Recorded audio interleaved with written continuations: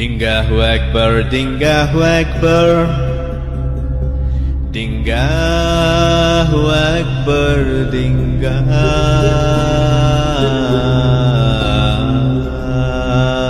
Akbar. Ashhadu an la ilaha illa Dingah. Ashhadu an la ilaha illa Dingah. Ashhadu anna mitu moyal rasulu Dingah. Ashhadu anna mitu moyal rasulu Dingah.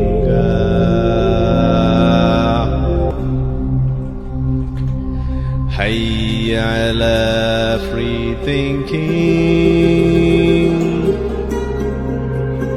Hayya ala free thinking. Hayya ala scientific temper. Hayya ala scientific temper.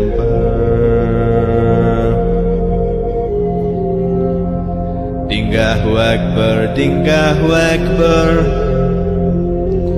La ilaha illa Dingah.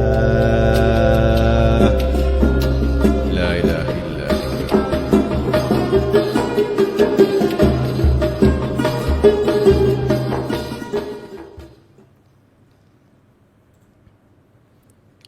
Teacher നമസ്കാരം, കേൾക്കാലോ? കേൾക്കാം. Yes. ഇന്നലത്തെ ക്ഷീണം മാറിയോ? നമ്മളുടെ ഒരു മുസ്ലിം ലീഗുകാരനെ ഇട്ട് ഓടിക്കുന്നത് കണ്ടു. സത്യം പറഞ്ഞ ടീച്ചറുള്ളവരെ ശരി, ടീച്ചറുള്ളവരെ എനിക്ക് അറിയില്ലായിരുന്നു. അപ്പം നുസ്രത്ത് ജഹാനുണ്ട് കാര്യം അവിടെ വന്നപ്പോൾ കാണുകയും ചെയ്തു. പക്ഷെ പിന്നീടാണ് ടീച്ചർ വരുന്നത്. വന്നു കഴിഞ്ഞപ്പോൾ എനിക്ക് കാര്യം മനസ്സിലായി. പിന്നെ നമുക്ക് പ്രത്യേകിച്ച് പണിയൊന്നുമില്ല എന്നുള്ളത് അതവിടെ കണ്ടു ഇന്നലെ. എന്തായാലും ആ ഒരു അനുഭവവും അവിടെ നടന്ന വിഷയങ്ങളെ സംബന്ധിച്ചിട്ടുള്ള കാര്യങ്ങളും പിന്നെ അത് കൂടാതെ ഇന്നലെ ആ ഒരു സമയക്കുറവ് കൊണ്ട് പറയാൻ പറ്റാതെ പോയ പല കാര്യങ്ങളും ചേർത്ത് കുറച്ച് കാര്യങ്ങൾ പറയുന്നതാണ് വിചാരിക്കുന്നത്. അപ്പോൾ അതിലേക്കാണ് ടീച്ചർ ഇന്ന് നമ്മൾ ഇൻവൈറ്റ് ചെയ്തിരിക്കുന്നത്. ഏതായാലും വന്നതിന്, ജോയിൻ ചെയ്തതിന് നന്ദി. കുറേ നാളുകൾക്ക് ശേഷമാണ് നമ്മൾ വീണ്ടും ഇവിടെ ചാനലിൽ ഇന്ന് കൂടുന്നത്.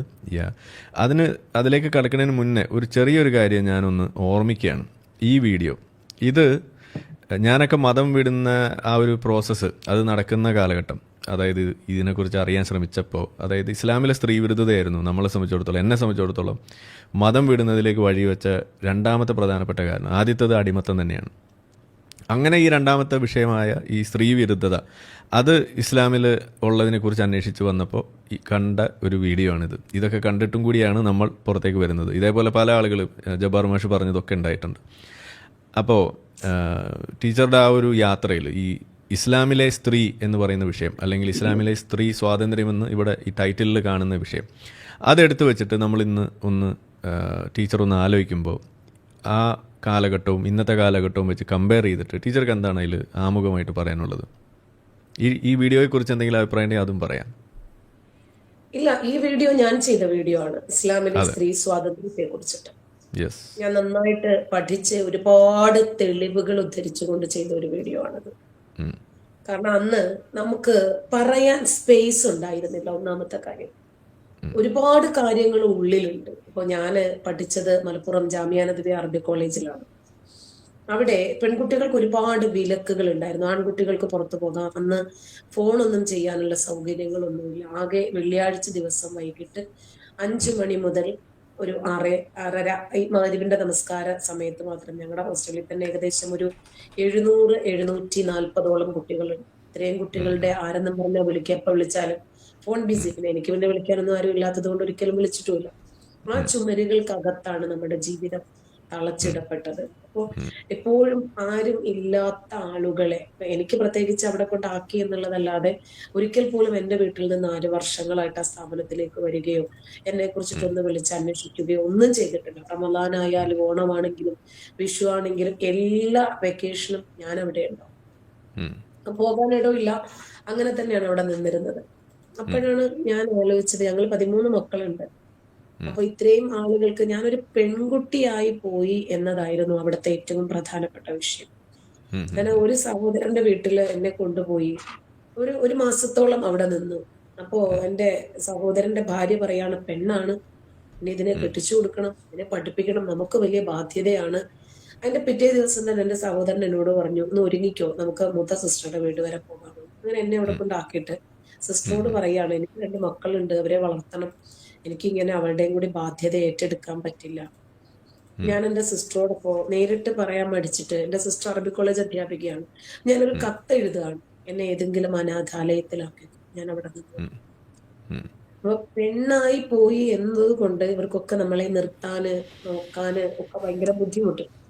അങ്ങനെയാണ് എന്നെ എറണാകുളത്ത് പുല്ലേപ്പടി യത്തീംഖാനയിൽ കൊണ്ടുപോയി ആക്കുന്നത്. അവിടെ നിൽക്കുമ്പോഴാണെങ്കിലും ഈ ആരുമില്ലാത്തവരെയാണല്ലോ മറ്റുള്ളവർക്ക് എളുപ്പം, ചാഞ്ഞ കുട്ടിലല്ലേ. അപ്പൊ ആരെവിടെ എന്ത് തെറ്റ് ചെയ്താലും നമുക്കിട്ടാണ് കിട്ടുക, നമുക്ക് ചോദിക്കാൻ ആരുമില്ല. അപ്പൊ ഞാൻ തന്നെ ആയിരിക്കും. അങ്ങനെ ജാമിയ നദവിയ അറബി കോളേജിൽ പഠിക്കുന്ന സമയത്ത്, ഞാൻ അന്ന് ഡിഗ്രി ഫസ്റ്റ് ഇയർ, നമുക്ക് A1 A2 A3 അങ്ങനെയാണ് പ്രിലിമിനറി കോഴ്സുകൾ. അത് കണ്ട് F1 final, F1 F2 F3. അപ്പൊ F1 ഫൈനലാണ്. അപ്പൊ അതിന് പഠിക്കുന്ന സമയത്ത് ബോർഡില് എന്റെ ഒരു കൂട്ടുകാരി ഒരു ചിത്രം വരച്ചിടുകയാണ്. അപ്പൊ ഈ അധ്യാപകന്മാർക്ക് ഒരു പ്രശ്നമുണ്ട്, ഇവർ ഒറ്റമുണ്ട് കൊടുത്തിട്ടാ വരിക. അപ്പൊ ഇവര് മേശയുടെ പുറത്ത് കാലിന്റെ മുകളിൽ കാലിട്ട് ഇരിക്കുക. ഞങ്ങൾ 40-45 പെൺകുട്ടികൾ 2 റോ ആയിട്ടിരിക്കുക. അപ്പൊ ഞങ്ങളുടെ ആ പ്രായവും കൂടിയാണ്, ഒരു 20-21 വയസ്സ് പ്രായമാണ്. അപ്പൊ ഇയാളിങ്ങനെ എപ്പോഴും ഒരു കാലെടുത്ത് അടുത്ത കാലിലിടും, ആ കാലെടുത്ത് ഇപ്പുറത്തെ കാലിലിടും, അങ്ങനെയാണ് നിൽക്കുന്നത്. അയാൾക്ക് വലിയ പ്രായമില്ല. ഞങ്ങൾക്ക് അന്നൊരു 20-21 വയസ്സ്, ഇദ്ദേഹത്തിന് ഒരു 26-27 വയസ്സ്, ബാച്ചിലറാ. അപ്പൊ ഞാനിങ്ങനെ ചുമ്മാ ഈ പേനയുടെ അടപ്പൊക്കെ എടുത്തിട്ട് കൃത്യമായിട്ട് ഇങ്ങനെ എറിയും. എന്തിനാ എറിയുന്നത്, അങ്ങനെയെങ്കിലും ഒരു വെളിവുണ്ടായിക്കോട്ടെ എന്ന് വിചാരിച്ചിട്ടാണ്, ഞങ്ങൾ എല്ലാം കൂടെ ഒത്തോണ്ടാണ്. അങ്ങനെ ഒരു ദിവസം ഇയാള് ക്ലാസ്സിൽ വരുന്ന സമയത്ത്, ആള് മരിച്ചു കേട്ടോ, ഇപ്പൊ ഇല്ല, അപ്പൊ ഒരു കാർ അപകടത്തില് മരിച്ചുപോയി. അങ്ങനെ വരുന്ന സമയത്ത് എന്റെ കൂട്ടുകാരി ഒരു ചിത്രം വരച്ചിട്ടു ബോർഡില്. ഈ ചിത്രത്തില് പിന്നെ ഇയാളുടെ ജെട്ടി അടക്കം കാണാം, ഒരു ഒറ്റമുണ്ടാണ്. അപ്പൊ ചെറുതായിട്ട് ചോക്കിട്ടിട്ട് ഇങ്ങനെ ഷെയ്ഡ് ചെയ്ത് വരച്ചിട്ടു. അപ്പൊ ഇയാളിങ്ങനെ കൈ പൊക്കുമ്പോഴേക്ക് കൈ ഭയങ്കര ലൂസായിട്ടുള്ള ഹാഫ് കൈ ആയിടുക. അപ്പൊ ഇയാളുടെ സുന കാണുന്ന രൂപത്തിൽ, ജെട്ടി വരെ കാണുന്ന രൂപത്തിൽ ഒരു ചിത്രം മേശയുടെ പുറത്ത് ഇയാൾ ഇരിക്കുന്നത് ബോർഡിൽ വരച്ചിട്ടു. ഇയാള് വന്ന പാടെ അല്ല, ഒരു ചോദ്യവും ഇല്ല, ഒരു ഉത്തരവും ഇല്ല. എന്നെ തെക്കത്തി എന്നാ വിളിക്കും ഈ അധ്യാപകൻ. അപ്പോ തെക്കത്തി ഇങ്ങോട്ട് പോകുന്നു എന്ന് പറഞ്ഞു. അപ്പൊ ഇയാള് ഒരു കാരണവുമില്ല ഈ ബോർഡിൽ നോക്കുക, എന്നെ അടിക്കുക. ഒരു 6-7 അടിയൊക്കെ ഞാൻ കൊണ്ടു. അത് കഴിഞ്ഞിട്ട് ഞാൻ കയറി വടിയിൽ പിടിച്ചു തന്നു, ഇനി എന്നെ അടിച്ചാൽ ഞാനും തിരിച്ചടിക്കുമെന്ന് പറഞ്ഞു അയാളോട്. ഈ കോളേജിൽ നിന്ന് പുറത്താക്കി എനിക്ക് പോകാൻ ഇടമൊന്നുമില്ല കേട്ടോ, ഇവരെല്ലാം കൂടി ഒന്നിച്ചാ ഞാൻ ഔട്ടാ. അങ്ങനെ അന്ന് എഴുതുമായിരുന്നു, സ്പന്ദനം എന്ന് പറഞ്ഞൊരു മാസികയുടെ എഡിറ്റർ ആയിരുന്നു ഞാൻ. അപ്പൊ ധാരാളം എഴുതും, ഇതുപോലെയുള്ള ഒരുപാട് വിഷയങ്ങൾ രസകരമായി കുറച്ച് ഹ്യൂമറൊക്കെ ചേർത്തിട്ട് എഴുതാറുണ്ടായിരുന്നു. അപ്പൊ അതിവർക്കൊരു പേടിയുണ്ട്. അപ്പൊ ഞാൻ ഇയാളോട് പറഞ്ഞു, ഇനി എന്നെ അടിച്ചിട്ടുണ്ടെങ്കിൽ ഞാൻ തിരിച്ചടിക്കും, ഞാൻ ഈ ക്യാമ്പസ് മൊത്തം നിങ്ങളുടെ നോട്ടീസ് ഞാൻ പതിപ്പിക്കുമെന്ന് പറഞ്ഞു. എവിടെ നിന്നാണ് ഈ ധൈര്യം കിട്ടിയതെന്നൊന്നും അറിയില്ല. ഇയാളുടെ കയ്യിൽ കയറി ഞാൻ പിടിച്ചപ്പോ ഇയാൾ ഈ വടിയൊന്നും വിട്ടു. എന്നിട്ട് ഇയാൾ പറഞ്ഞു, ഇനി പ്രിൻസിപ്പലിനെ കണ്ടിട്ട് ക്ലാസ്സിൽ കയറിയാൽ മതി എന്ന് പറഞ്ഞു.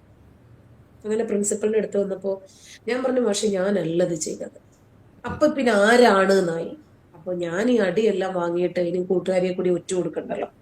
അപ്പൊ ഞാൻ പറഞ്ഞു, എനിക്കറിയില്ല, പക്ഷെ ഞാനല്ല അത് ചെയ്തത്, ഉറപ്പാണ്. അപ്പൊ ഒരു പേപ്പറിനകത്ത് എന്നോട് എഴുതി തരാൻ പറഞ്ഞു. ഞാനത് എഴുതി കൊടുത്തു. നോക്കുമ്പോ എല്ലാ അധ്യാപകന്മാരും വന്നിട്ട് ഒറ്റക്കെട്ടായിട്ട് ഇയാളുടെ കൂടെ തന്നെ അങ്ങ്. ഇതിന്റെ ശരി തെറ്റുകൾ ഇവർ വിശകലനം ചെയ്യുന്നില്ല. അല്ലെങ്കിൽ എന്നോടൊന്ന് ചോദിക്കാം, നീ അത് ചെയ്തോ ചെയ്തില്ല, ഒന്നും ചോദിച്ചില്ല. എല്ലാവരും ഏകപക്ഷീയമായിട്ട് അയാളുടെ കൂടെ തന്നെ നിന്നിട്ട് എന്നെ ഒറ്റപ്പെടുത്തി.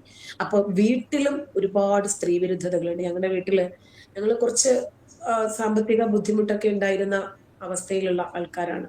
അപ്പൊ കഷ്ണങ്ങള്, മീനിന്റെ ഒക്കെ കഷ്ണങ്ങൾ വന്നിട്ട് ആൺകുട്ടികൾക്കും പെൺകുട്ടികൾക്ക് ചാറും ഒക്കെ കൊടുത്തിരുന്ന ഒരു കാലഘട്ടം. പിന്നെ പെൺകുട്ടികൾക്ക് പുറത്ത് ഇറങ്ങുമ്പോൾ പിന്നെ വാപ്ചി കുറച്ച് ഫോർവേഡ് ആയതുകൊണ്ട് വാപ്ചി കാക്കാമാർക്ക് ഞങ്ങളെ അങ്ങനെ ഒട്ടിക്കാനുള്ള സാധനം കൊണ്ടുപോയി. ടീച്ചർ ഇട്ടു. അതെ.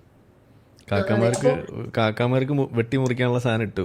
മീൻ ഒരു കഷ്ണം കിട്ടിയുള്ളൂ, അതുകൊണ്ട് ജാമിതം മതം വിട്ടു എന്ന് നാളെ ജാമിത ഇസ്ലാം ക്ലിപ്പ് മതം ഇറങ്ങും. വിട്ടു.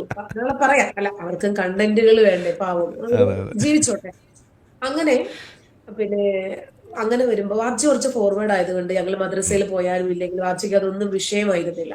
പക്ഷെ മറ്റുള്ളവർക്കൊക്കെ നല്ല വിഷയമായിരുന്നു. അപ്പൊ വീട്ടിലും പെൺകുട്ടികളാകുമ്പോൾ കുറച്ച് മൂളിപ്പാട്ട് പാടാൻ പാടില്ല, കാലിന്റെ മുകളിൽ കാലിട്ടിരിക്കാൻ പാടില്ല, മുന്നിലോട്ട് വരാൻ പാടില്ല, സന്ധ്യാസമയത്ത് പുറത്തിറങ്ങാൻ പാടില്ല, അങ്ങനെയൊക്കെ കുറെ ഭ്രഷ്ടുകൾ ഉണ്ടായിരുന്നു. അപ്പൊ അവിടെയും പെണ്ണായി പോയി. പിന്നീട് കുറച്ച് വളർന്നപ്പോഴും പെണ്ണായി പോയി. അത് കഴിഞ്ഞ് കോളേജിൽ എത്തിയപ്പോഴും പെണ്ണായി പോയി എന്നുള്ള കൊണ്ട് എന്താണ് ഈ പെണ്ണുങ്ങൾക്ക് ഇസ്ലാമിൽ ഇത്രയും പ്രശ്നം? അപ്പൊ ഞങ്ങളെ കർമ്മശാസ്ത്രം പഠിപ്പിക്കാം, ഹദീസുകൾ, ഉസൂലിൽ ഹദീസ് മാത്രമല്ല, ഈ ഹദീസ് എങ്ങനെയാണ് വന്നത് എന്ന് പഠിക്കുന്ന ഒരു പാഠഭാഗം കൂടിയുണ്ട്. അതായത് ഹദീസിന്റെ അസ്ലുകൾ, ഹദീസിന്റെ ബേസിക് എങ്ങനെയാണ് വന്നത് എന്ന്, സനദ് ഉൾപ്പെടെ എങ്ങനെയാണ് ഈ ഹദീസ് ഉണ്ടായ പശ്ചാത്തലം എന്നൊക്കെ പഠിക്കും. അപ്പൊ ഈ ഹദീസുകൾ പഠിപ്പിക്കാം. ഈ ഹദീസ് പഠിപ്പിച്ചുകൊണ്ടിരിക്കുമ്പോഴത്തേക്കും ഒരു ഹദീസ്, പ്രവാചകൻ നാൽക്കവലയിൽ പണിയെടുത്താൽ, അങ്ങനെ തന്നെയാണ് ഹദീസ് കേട്ടോ, പ്രവാചകൻ നാൽക്കവലയിൽ പണിയെടുത്താൽ പെണ്ണ് കുളിക്കണം. അപ്പൊ ഞങ്ങൾ ആ പ്രായവും കൂടി അതാണല്ലോ. അപ്പൊ ഞങ്ങൾ എല്ലാവരും കൂടി വന്നിട്ട് നാൽക്കവലയിൽ പണിയെടുക്കാം. അങ്ങനെയാണ്. അതാണ് ഫിസിക്കൽ റിലേഷൻ ആണ് ഈ പറഞ്ഞു വരുന്നത്. ഈ ഹദീസ് ഇങ്ങനെ കുറച്ച് ആലങ്കാരികമായിട്ടല്ല ഇവര് പറയാ. അപ്പോ നാൽക്കവലയിൽ പണിയെടുത്താൽ, അപ്പൊ പിന്നീട് ഞങ്ങൾ ഇങ്ങനെ സംസാരിച്ചപ്പോ ഞങ്ങൾ മാഷിനോട് ചോദിച്ചു, അല്ല പക്ഷെ പുരുഷന് കുളിയൊന്നുമില്ലേ? പെണ്ണ് കുളിച്ചാൽ മതിയോ നാൽക്കവലയിൽ പോയി പണിയെടുത്തിട്ട്? കൊച്ചെ, അതല്ല പറഞ്ഞത്, അത് നിനക്കത് മനസ്സിലായിട്ടില്ല എന്ന് പറഞ്ഞിട്ട് ഇതിനെ കുറിച്ച് എക്സ്പ്ലെയിൻ ചെയ്യാന് ഉസ്താദിന് വല്ലാത്തൊരു സന്തോഷം പോലെ. ഇച്ചിരി മ്യൂസിക് ഇട്ടതുകൊണ്ട് കുഴപ്പമൊന്നുമില്ലല്ലോ. തൽക്കാലം ഇട്ടോ കുഴപ്പമില്ല. ആരും പിന്നെ അല്ല, ഇങ്ങനത്തെ കഥ കുൽസിത കഥകളൊക്കെ പറയുമ്പോൾ മ്യൂസിക് ഇടും. അങ്ങനെ അപ്പൊ എവിടെയും സ്ത്രീകളെ സംബന്ധിച്ച് ഭയങ്കര പ്രയാസമാണ് എപ്പോഴും. അപ്പോ പെണ്ണ് എന്ന് പറഞ്ഞു കഴിഞ്ഞാല് വെറും ഒരു പേറിയന്ത്രമാണ്, ഭോഗവസ്തുവാണ്. പിന്നീട് കല്യാണമൊക്കെ കഴിഞ്ഞപ്പോൾ പർദ്ദ മാത്രമേ പറ്റുള്ളൂ. ഞങ്ങളുടെ വീട്ടില് കുടുംബത്തിൽ ഒരു കല്യാണം, അപ്പൊ എന്റെ മൂത്ത സിസ്റ്ററുടെ മോളുടെ കല്യാണമാണ്. അപ്പൊ എല്ലാവരും ഒരേപോലെ സാരിയൊക്കെ ഉടുത്തിട്ട് പോകുമ്പോൾ എനിക്ക് മാത്രം അതിനൊന്നും പെർമിഷൻ ഇല്ല. അപ്പൊ സാരി ഉടുക്കാൻ പാടില്ല, പാവാട ഇടാൻ പാടില്ല, കണ്ണെഴുതാൻ പാടില്ല, കുപ്പിവള ഇടാൻ പാടില്ല. അപ്പൊ എന്നെ വിവാഹം കഴിച്ചതും ഒരു മുജാഹിദ് ആളായിരുന്നു. അപ്പൊ ആളിനും അങ്ങനെ തന്നെയാണ്, ഭയങ്കര നിബന്ധനകളാണ്, പർദ്ദ തന്നെ നിർബന്ധമാണ്. പിന്നെ ഞാൻ എന്റെ താല്പര്യം കൊണ്ട് ഒരു 19 വർഷങ്ങൾക്ക് മുമ്പ് ഡ്രൈവിംഗ് ലൈസൻസ് ഒക്കെ എടുത്ത് വണ്ടിയൊക്കെ ഓടിക്കാൻ ഞാൻ അപ്പൊ തന്നെ തുടങ്ങി. സ്കൂട്ടറൊക്കെ എടുക്കാനും കാർ എടുക്കാനും കാർ ഓടിക്കാനും ഒക്കെ അപ്പൊ തന്നെ തുടങ്ങി. അന്നേരം തന്നെ എന്നെ വീട്ടുകാർക്ക് ഭയങ്കര ഒരു ഭ്രഷ്ടായിരുന്നു. പെണ്ണ് മോശമാണ്, പർദ്ദയും മക്കനെയിട്ട് ഖുർആൻ പഠിച്ചിട്ട്, ഖുർആൻ കാണാപ്പാഠം കൂടി പഠിച്ചിട്ട് ഇത് മോശമാണ്. അവരൊക്കെ ഇന്ന് കാറും ബൈക്കും ഓടിച്ചാ നടക്കുന്നത് കേട്ടോ. അന്ന് എന്നെ പറഞ്ഞ ആളുകള് ഇന്ന് അങ്ങനെയാ. അപ്പൊ അന്ന് ജീൻസും ടീഷർട്ടും അന്ന് പർദ്ദയ്ക്കകത്ത് ഇടുമായിരുന്നു. അവരൊക്കെ ഇന്ന് ഓപ്പൺ ആയിട്ട് ഇടുന്നുണ്ട് കേട്ടോ. പർദ്ദയും ഒക്കെ മാറ്റി ആ ജീൻസും ഷർട്ടും ഒക്കെ ഇടാൻ തുടങ്ങിയിട്ടുണ്ട്. ശരി, പുരോഗമനമാണ്. അങ്ങനെ ഇരിക്കുമ്പോഴാണ് ഞാൻ ഒരു പോസ്റ്റ് എഴുതുന്നത്. എനിക്ക് ഒരുപാട് കാര്യങ്ങൾ മനസ്സിലായി വന്നപ്പോ ഒരു പോസ്റ്റ് എഴുതുകയാണ് ഞാൻ. അതായത് ആമീൻ അറബി അല്ല, ആദ്യമായിട്ട് ഫേസ്ബുക്കിൽ ഇസ്ലാമിനെ വിമർശിച്ചുകൊണ്ട് എഴുതുന്ന ഒരു പോസ്റ്റ് അതാണ്. ആമീൻ എന്ന് പറയുന്നത് ഹീബ്രു ഭാഷയാണ്. അതിന്റെ അർത്ഥം സോ ബി ഇറ്റ്, അത്രേ ഉള്ളൂ. അതല്ലാതെ എന്റെ പ്രാർത്ഥന അങ്ങ് സ്വീകരിക്കണേ എന്നൊന്നും അർത്ഥമില്ല എന്ന് പറഞ്ഞു. അന്ന് ഞാൻ തിരുവനന്തപുരത്ത് പാച്ചല്ലൂർ എന്ന് പറയുന്ന സ്ഥലത്ത്, കോവളം റൂട്ടാണ്, അവിടെ ഒരു ഡേ കെയർ സെന്റർ ഉണ്ടായിരുന്നു, ഒരു മോണ്ടിസോറി. അവിടെയാണ് പഠിപ്പിച്ചിരുന്നത്. കുറച്ച് കുട്ടികളെ, അതുപോലെ വലിയ സ്ത്രീകളെ, കൗമാരക്കാരെ ഒക്കെ കേന്ദ്രീകരിച്ച് എല്ലാ ഞായറാഴ്ച ദിവസവും വൈകിട്ട് ഖുർആൻ ക്ലാസ് ഈ കിൻഡർ ഗാർഡനില് അങ്ങനെ പഠിപ്പിച്ചിരുന്ന സമയത്ത് അന്ന് കുറെ CPIക്കാര് എന്റെ വീട് അന്വേഷിച്ച് വരികയും പിന്നീട് ആ സ്ഥാപനത്തിന് കല്ലെറിയുകയും പിന്നീട് ആ സ്ഥാപനത്തിന് ജാമ്യത ക്ലാസ് എടുക്കണ്ട എന്ന് പറയുകയൊക്കെ ചെയ്തിട്ട് ഒരുപാട് പ്രശ്നങ്ങൾ ഉണ്ടായി. അങ്ങനെയാണ് ഡോക്ടർ ജലീൽ കുറ്റിയേക്കാട് ഞാനുമായിട്ട് ബന്ധപ്പെടുന്നത്. അദ്ദേഹം ചെങ്ങന്നൂരിന്റെ വിഭാഗത്തിലുള്ളതാണ്, ഡോക്ടർ അബ്ദുൽ ജലീൽ കുറ്റിയേക്കാട്. അദ്ദേഹം എന്നോട് പറഞ്ഞു, നിങ്ങളുടെ ഇതേ ആശയം സ്വീകരിക്കുന്ന ഞങ്ങളിൽ കുറച്ച് ആളുകൾ, അതാണ് ചെങ്ങന്നൂർ മൗലവി. അപ്പോ ഈ ചേകനൂർ മൗലവിയെ കുറിച്ച് പറഞ്ഞു. അങ്ങനെ എന്നോട് ഒരു ജൂലൈ 31 ചേകനൂറിന്റെ ഒരു അനുസ്മരണം നടക്കുന്നുണ്ട് കണ്ടംകുളം ജൂബിലി ഹാളിൽ കോഴിക്കോട് വരാൻ പറഞ്ഞു. അങ്ങനെ ഞാൻ വന്നു. അങ്ങനെ വന്നപ്പോൾ ഒരുപാട് സ്ത്രീകളുണ്ട്. ഹദീസുകളായിരുന്നു അവരുടെ പ്രശ്നം. അങ്ങനെയാണ് ഞാൻ കൂടുതലായിട്ട് ഖുർആനിലേക്കും ഹദീസിലേക്കും തിരിഞ്ഞതും. അങ്ങനെ ഹദീസുകളെ കുറിച്ച് കൂടുതൽ പഠിക്കാൻ തുടങ്ങി. പിന്നീട് എനിക്കൊരു ധൈര്യമുണ്ടായി. കാരണം ഞാൻ മാത്രമല്ല ഇങ്ങനെ ചിന്തിക്കുന്ന ആള്, ഒരുപാട് പേര് ഇതുപോലെ ചിന്തിക്കുന്നുണ്ട്. അതാണല്ലോ കറണ്ട് അപ്പുറത്തെ വീട്ടിലും പോയിട്ടുണ്ടെന്ന്. അതാണ് കറണ്ട് അപ്പുറത്തെ വീട്ടിൽ പോയിട്ട്. അപ്പൊ എനിക്കൊരു ധൈര്യം വന്നു. അങ്ങനെയാണ് കൂടുതൽ പഠിക്കാൻ തുടങ്ങിയത്. പിന്നീട് യുക്തിവാദി സംഘത്തിന്റെ വേദികളിലൊക്കെ വന്നു. ശരി, പിന്നീട് എനിക്കൊരു ധൈര്യമായി. കാരണം ഇതുപോലെ ചിന്തിക്കുന്ന ഒരുപാട് പേരുണ്ടല്ലോ എന്നായി. ഇപ്പോ അതിന്റെ ഒരു പ്രോഫിറ്റ് ഉണ്ട് കേട്ടോ. ഇന്ന് ജാമിയ നദവിയ അറബി കോളേജിൽ എന്റെ കൂടെ പഠിച്ചതിൽ വലിയ ഒരു വിഭാഗം കുട്ടികൾ എന്നെ പോലെ ചിന്തിക്കുന്നവരായി മാറി.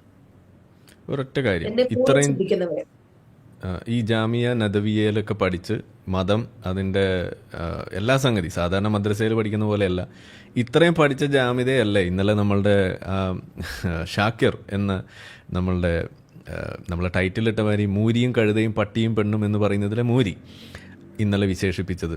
എന്തേലും ജാമിതയ്ക്ക് ഇതൊന്നും അറിയില്ല, ജാമിത ഒന്നും പഠിച്ചിട്ടില്ല, തെറ്റിദ്ധാരണയാണ് എന്നൊക്കെയാണ് പറയുന്നത്. അപ്പം ഇന്നലെ അവിടെ ഇരുന്ന് അദ്ദേഹം പറഞ്ഞ ആ വിഷയങ്ങൾ, അതിൽ തെറ്റിദ്ധാരണയാണെന്ന് നമ്മളെ ആരോപിച്ച വിഷയങ്ങൾ, ടീച്ചർ പറഞ്ഞതിന് ഞാൻ പറഞ്ഞതിനൊക്കെ, അതിനെക്കുറിച്ച് എന്താ പറയാനുള്ളത്? സത്യത്തില് ഈ ഷാക്കിർ പറഞ്ഞത്, തോന്നിയതുപോലെ ജീവിക്കാനാണ് നിങ്ങളൊക്കെ മതം വിട്ടത്. നിങ്ങൾക്ക് മതത്തിന്റെ ബാലപാഠം പോലും അറിയാത്ത 3 പേരാണ് എന്റെ മുമ്പിൽ വന്നിരിക്കുന്നതെന്ന്. അപ്പോഴാണ് ഞാൻ പറഞ്ഞത്, ബാലപാഠം അങ്ങ് പഠിപ്പിക്കുക എന്ന് പറഞ്ഞപ്പോൾ ഞാൻ പണ്ഡിതനല്ല എന്ന് പറഞ്ഞു.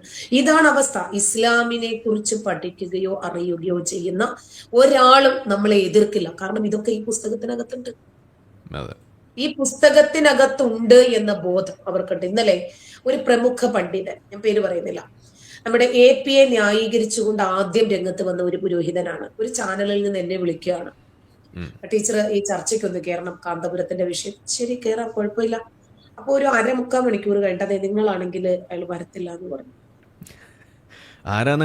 നമ്മളെ ഭയപ്പെടേണ്ട കാര്യം എന്താണ്? അതാ ഞാൻ ചോദിച്ചത്. ഇന്നത്തെ നമ്മളെ തമ്മിലൂടെ എന്തിനാണ് ജാമിതയെ പേടിക്കുന്നത്? നമ്മളെ പിന്നെ പേടിക്കണത് പോട്ടെ എന്ന് വെക്കാം. ഇസ്ലാമിന്റെ കാഴ്ചപ്പാടിൽ എന്തിനാണ് ഒരു പെണ്ണിനെ പേടിക്കുന്നത്? അതാണ് എന്റെ ചോദ്യം. പെണ്ണിനെ പേടിക്കുന്നത് എന്തിനാ? തന്നെയുള്ള ഞാന് ഇവർക്ക് ഒരു ഡിബേറ്റ് കൊടുത്തിട്ടുണ്ടായിരുന്നു, ഒരു ചാലഞ്ച്. ഒരു 4 വർഷമാകും. പിന്നെ നമ്മുടെ DC ബുക്സ് സംഘടിപ്പിച്ച ഒരു ലിറ്ററേച്ചർ ഉണ്ടല്ലോ, കേരള ലിറ്ററേച്ചർ ഫെസ്റ്റ്. അതിനകത്ത് ഞാൻ ഇവരോട് പറഞ്ഞത്, 3 മിനിറ്റ് എനിക്ക് തന്നാൽ മതി, ഈ ഗ്രന്ഥം മാനവിക വിരുദ്ധമാണെന്ന് ഞാൻ തെളിയിച്ചു തരാം. അറബി ആണെങ്കിൽ അറബി, ഞാൻ റെഡിയാണ്. ഇതുവരേക്കും അവർ ആ ചലഞ്ച് ഏറ്റെടുത്തിട്ടില്ല. നമ്മളിപ്പോ സോഷ്യൽ മീഡിയയിൽ ഇത് എവിടെ നടന്നാണ് ഈ വെല്ലുവിളി? കോഴിക്കോട് ലിറ്ററേച്ചർ ഫെസ്റ്റില്, കേരള ലിറ്ററേച്ചർ ഫെസ്റ്റ് DC. അതായത് സത്യവിശ്വാസികളെ എന്ന് മാത്രമേ വിളിച്ചിട്ടുള്ളൂ, മനുഷ്യരെ എന്ന് മാത്രമേ വിളിച്ചിട്ടുള്ളൂ എന്ന് പറഞ്ഞ ആ സാധനം അല്ലേ? അത് അന്ന് ഷമീമായിരുന്നല്ലോ അന്ന് ആ വെല്ലുവിളി അവിടെ എതിർവശത്ത് ഇരുന്നിരുന്നത്. പുള്ളി എന്നിട്ട് ഇപ്പൊ കിളിയൊക്കെ പോയി നടക്കുന്നുണ്ട്. ഷമീമിനും ഈ ഖുർആൻ വചനം അറിയുമായിരുന്നില്ല, പക്ഷെ എനിക്ക് ഉറപ്പുണ്ടായിരുന്നു. അതാണ് അവിടെ പ്രശ്നമായിട്ടുള്ളത്. അപ്പോ മുഅ്മിനീൻ എന്ന് പറഞ്ഞു, മുഅ്മിൻ എന്ന് പറഞ്ഞു, ഇതൊക്കെയായിരുന്നു അവരുടെ പ്രശ്നം. സത്യവിശ്വാസി എന്ന് പറഞ്ഞു, മുസ്ലിങ്ങളെ, ഇതൊക്കെയായിരുന്നു അവരുടെ വിഷയം. അല്ലാതെ വിഷയത്തിലേക്കൊന്നും വരാൻ ഇവർക്ക് പറ്റില്ല. പലരും പറയും, നിങ്ങൾക്ക് വേണ്ട, അവര് മറുപടി പറയുന്നുണ്ട്, ഇവര് മറുപടി പറയുന്നുണ്ട്. ഇപ്പോ നമ്മുടെ വിഷയവുമായി ബന്ധമില്ലാത്ത ഒരാൾ മറുപടി പറഞ്ഞാൽ നമ്മൾ കയറി പിടിച്ച നമ്മുടെ ടൈം വെറുതെ വേസ്റ്റ് ആയി പോകും.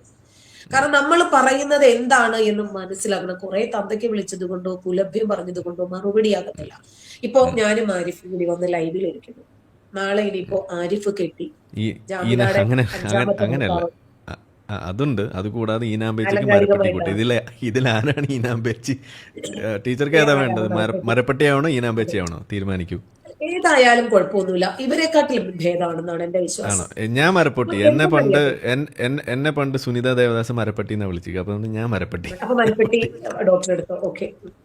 അപ്പൊ നോക്ക്, ഇവിടെ പ്രധാനപ്പെട്ട ഒരു നമ്മൾ അണ്ടർലൈൻ ചെയ്യേണ്ടുന്ന ഒരു വിഷയമുണ്ട്. ഇവർക്ക് നമ്മൾ പറയുന്ന വിഷയത്തെ കേന്ദ്രീകരിച്ച് ഒന്നും പറയാനില്ല. ഇപ്പോ AP കാന്തപുരത്തിന്റെ വിഷയമാണല്ലോ ഇന്ന് നമ്മൾ എടുത്തിരിക്കുന്നത്. നമ്മൾ അയാളെ പറയുമ്പോഴും ശരിയായ വില്ലൻ അയാളല്ല. ലാ തുഅല്ലിമൂഹുന്നൽ കിതാബത, പെണ്ണിനെ എഴുത്ത് പഠിപ്പിക്കരുത് എന്ന് പറഞ്ഞ ഗ്രന്ഥമാണ് വില്ലനായി നിൽക്കുന്നത്. നമ്മുടെ ജോസഫ് മാഷ് പറഞ്ഞതുപോലെ എന്റെ കയ്യും കാലും എടുത്തവരോട് എനിക്ക് ഒരു എതിർപ്പുമില്ല, അവരെ ഇതിന് പ്രേരിപ്പിച്ച ഗ്രന്ഥമാണ്, അവരും ഇരകളാണെന്നാ പറഞ്ഞത്. അപ്പൊ ഇവർക്ക് നമുക്ക് മറുപടി പറയണമെങ്കിൽ ഇവർക്ക് അറിവുണ്ടാകണം. ഈ ഗ്രന്ഥത്തിൽ ഇത് പറഞ്ഞിട്ടുണ്ടോ ഇല്ലേ എന്ന് സത്യം പറഞ്ഞാൽ ഇവർക്ക് അറിയത്തില്ല. അപ്പൊ നമ്മുടെ വിഷയവുമായി ബന്ധമില്ലാത്ത ആളുകൾ നമുക്ക് മറുപടി എന്ന് പറഞ്ഞു വരുമ്പോൾ ഇവരോട് എന്ത് മറുപടിയാണ് പറയേണ്ടത്? നമ്മൾ തിരിച്ച് നമുക്ക് പറയാൻ വീണ്ടുമുള്ളത് ഈ സ്ത്രീ വിരുദ്ധതകൾ മാത്രമുള്ള ഈ ഗ്രന്ഥത്തെ കുറിച്ച് തന്നെയാണ്. ഇപ്പോ പ്രവാചകൻ പറയാണ്, നമ്മൾ നമസ്കരിച്ചുകൊണ്ട് നിൽക്കുകയാണെങ്കിൽ എതിരെ വരുന്നത് ഒരു കറുത്ത പട്ടിയോ കഴുതയോ സ്ത്രീയോ ആണെങ്കിൽ അവരെ നിങ്ങൾ എതിർക്കണം. പ്രവാചകൻ പഠിപ്പിക്കുകയാണ്. അപ്പോ ആയിഷ ചോദിക്കുക നബിയോട്, എന്നാലും നിങ്ങൾ ആള് കൊള്ളാലോ, ഞങ്ങളെ പട്ടിയോടും കഴുതയോടും ഒക്കെ ഉപമിച്ചല്ലേ. അതാ ഞാൻ ഇന്നലെ ഷാക്കിറിനോടും പറഞ്ഞിരുന്നു, ആദ്യത്തെ യുക്തിവാദി ആയിഷയാണ്, ആദ്യത്തെ ഫെമിനിസ്റ്റ് ആയിഷയാണ്.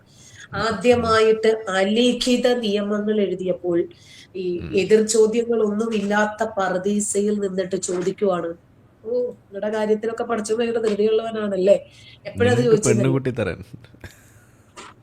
നിങ്ങൾക്ക് പെണ്ണ് പിടിച്ചു തരാൻ വലിയ കൂട്ടിയാണല്ലോ. അപ്പോ എല്ലാ പെണ്ണുങ്ങളെയും അങ്ങനെ നബിക്ക് അങ്ങ് അനുവദിച്ചു കൊടുത്തു. അപ്പൊ നബിയുടെ 40 പുരുഷന്റെ കുതിരശക്തി എന്താണ് എന്ന് ആയിഷ നന്നായിട്ട് അനുഭവിച്ചിട്ടുള്ളത് കൊണ്ട്, ആയിഷയ്ക്ക് അത് പറയാൻ പ്രയാസമുള്ളത് കൊണ്ടും ആയിഷ പറഞ്ഞു, കുഴപ്പമൊന്നുമില്ല, എന്നാലും നിങ്ങൾക്കൊക്കെ ശരീരം ദാനം ചെയ്യുന്ന പെണ്ണുങ്ങളുടെയൊക്കെ ഒരു അവസ്ഥയെ, അവരൊക്കെ എന്ത് നികൃഷ്ടരാണ് എന്നാണ് ആയിഷ ചോദിച്ചത്. അപ്പൊ ആദ്യമായിട്ട് നബിയെ അവിശ്വസിക്കുന്ന ഒരു വ്യക്തി കൂടിയാണ് ആയിഷ. എന്നിട്ട് ഞാൻ മനസ്സിലാക്കുന്നതിനനുസരിച്ചിട്ടാണെങ്കിൽ ആയിഷ എപ്പോഴും നബിയെ മുൾമുനയിലാണ് നിർത്തിയിരിക്കുന്നത്. കാരണം ഒരു യുദ്ധം കഴിഞ്ഞ് മടങ്ങി വരുന്ന സമയത്ത് ഒരു കിളുന്തിനെ കിട്ടിയപ്പോഴേക്ക് നബി ആയിഷയെ മറന്നു. ആയിഷ മധുരമായ ഒരു പ്രതികാരം അങ്ങോട്ട് ചെയ്തു, സഫ്വാനുമായി ചുറ്റിക്കറങ്ങി പിറ്റേ ദിവസമാണ് മക്കയിലെത്തുന്നത്. അപ്പൊ നിങ്ങൾക്ക് ചെയ്യാമെങ്കിൽ എന്തുകൊണ്ടാണ് എനിക്ക് ചെയ്താല് എന്ന ഒരു ചിന്ത കൂടി ആയിഷയ്ക്ക് വന്നിട്ടുണ്ട്. അന്ന് ആ പൊട്ടിത്തെറിക്കുന്ന പ്രായത്തില് ഈ ആയിഷ, നബി മരിക്കുന്ന സമയത്ത് ആയിഷയ്ക്ക് 16 വയസ്സാണ്. നബി നമസ്കരിക്കുമ്പോൾ നബിയെ നുള്ളാറുണ്ടായിരുന്നു, നബിയുടെ മടി കയറി കിടക്കാറുണ്ടായിരുന്നു. സുജൂദ് ചെയ്യുന്ന സമയത്ത് നബി സുജൂദ് ചെയ്യണ്ടെന്ന് പറഞ്ഞിട്ട് അവിടെ കയറി ക്രോസ് ആയിട്ട് കിടക്കാറുണ്ടായിരുന്നു എന്നൊക്കെ ഹദീസുകളുണ്ട്. അപ്പൊ ആയിഷയ്ക്ക് വിശ്വാസമില്ലായിരുന്നു എന്നത് വളരെ കൃത്യമാണ്. 2, നബിയുടെ സകല ഉഡായിപ്പും പൊളിച്ചടുക്കിയ ഒരു സ്ത്രീ കൂടിയാണ് ഈ ആയിഷ, സംശയമൊന്നുമില്ല. ഖദീജയും പൊളിച്ചടുക്കിയിട്ടുണ്ട്, അത് വേറെ. എന്നിട്ട് ഇവര് പറയുന്നത് ആയിഷയാണ് ഏറ്റവും ഒരു യുക്തിവാദിയായിട്ടുള്ള ഒരു സ്ത്രീ വരെ കഴിഞ്ഞ ദിവസം പറഞ്ഞിട്ടുണ്ട്. ടീച്ചർ പറഞ്ഞ വേഴ്സസ് സ്ക്രീനിൽ കാണിക്കണം എന്നാണ് പറയുന്നത്. അതിന്റെ നമ്പർ പറയുകയാണെന്നുണ്ടെങ്കിൽ ഞാൻ ഇവിടെ ഇടാം, അല്ലെങ്കിൽ പിന്നീട് നമുക്ക് ഇടാം. ഖുർആൻ വചനമാണോ 33:50? ഓക്കെ, ശരി, ഞാൻ എടുത്തോളാം, ടീച്ചർ പറഞ്ഞോളൂ. അപ്പൊ ഇങ്ങനെ നബിക്ക് യഥേഷ്ടം സ്ത്രീകളെ അനുവദിച്ചു കൊടുത്തപ്പോ നബിയെ സംശയത്തോടു കൂടിയാണ് ഈ ആയിഷ കാണുന്നത്. അപ്പോ നബിക്ക് പെണ്ണുകൂട്ടി കൊടുക്കുന്നതിൽ അള്ളാഹുവിന് എന്ത് ധൃതിയാണല്ലേ എന്ന് ചോദിച്ചതിൽ ഇവരെന്ത് വിശ്വാസമാണ് കാണുന്നത്? പോട്ടെ, നമുക്ക് നമ്മുടെ വിഷയത്തിലേക്ക് തന്നെ വരാം. അങ്ങനെ എന്തുകൊണ്ടാണ് സ്ത്രീകളെ ഇസ്ലാമിൽ ഒരു പേറുയന്ത്രമാക്കി മാറ്റുന്നത്? അങ്ങനെ ഞാൻ ഇരുന്ന് ഒരുപാട് ഖുർആൻ വചനങ്ങളും ഹദീസുകളും ഒക്കെ കോർത്തിണക്കിയിട്ടാണ് ഇസ്ലാമിലെ സ്ത്രീ എന്ന വിഷയത്തെ സംബന്ധിച്ചിട്ട് ആ യുക്തിവാദികളുടെ പ്ലാറ്റ്ഫോമില് കേരള യുക്തിവാദി സംഘം സംഘടിപ്പിച്ച ഒരു പ്രോഗ്രാമാണെന്ന് തോന്നുന്നു അത്, അല്ലെ? അതിനകത്താണ് ഇസ്ലാമിലെ സ്ത്രീ എന്ന വിഷയത്തെ സംബന്ധിച്ച് ഒരു പ്രോഗ്രാം ചെയ്തത്. ഈ പ്രോഗ്രാം കണ്ടിട്ട് തന്നെ ഒരുപാട് ഞാൻ എന്നിട്ട് അന്ന് പറഞ്ഞ എല്ലാ ഖുർആൻ വചനങ്ങളുടെയും ഫോട്ടോസ്റ്റാറ്റ് എടുത്തിട്ട് സംഘാടകരുടെ കയ്യിൽ കൊടുത്തിരുന്നു. ആര് ചോദിച്ചാലും നിങ്ങളിത് കൊടുക്കണം എന്ന് പറഞ്ഞിട്ടാണ് കൊടുത്തത്. പിറ്റേ ദിവസം ഞാൻ ആ പ്രസംഗിച്ച അതേ സ്ഥലത്ത് തന്നെ മുജാഹിദുകാർ ഒരു പരിപാടി സംഘടിപ്പിച്ചിട്ട് എനിക്ക് മറുപടി എന്ന് പറഞ്ഞു ഞാൻ വലിയ ആളായി പോകൂലേ, അതുകൊണ്ട് അങ്ങനെ പറയാതെ തന്നെ ഇതില് ഞാൻ പറഞ്ഞ ഒറ്റ ഖുർആൻ വചനങ്ങളോ ഹദീസുകളോ പറയാതെ ഉലഭ്യങ്ങളും പറഞ്ഞിട്ട് പോയി ഉസ്താദന്മാര് വന്നിട്ട്, അതായത് തോന്നിയതുപോലെ ജീവിക്കാനാണ് പെണ്ണേ നീ മതം വിട്ടത് പെണ്ണേ, ഇങ്ങനെയൊക്കെ ഉണ്ടല്ലോ ഇവരിങ്ങനെ നീട്ടിയും കുറുക്കിയും പോയതല്ലാതെ ഇവര് ഈ വിഷയത്തിന് മറുപടിയെ പറഞ്ഞിട്ടില്ല. ഇപ്പോ AP കാന്തപുരം പറഞ്ഞ ഈ വിഷയം വെറും വ്യായാമത്തിന്റെ വസ്തുതകൾ മാത്രമല്ല ആള് പറഞ്ഞത്.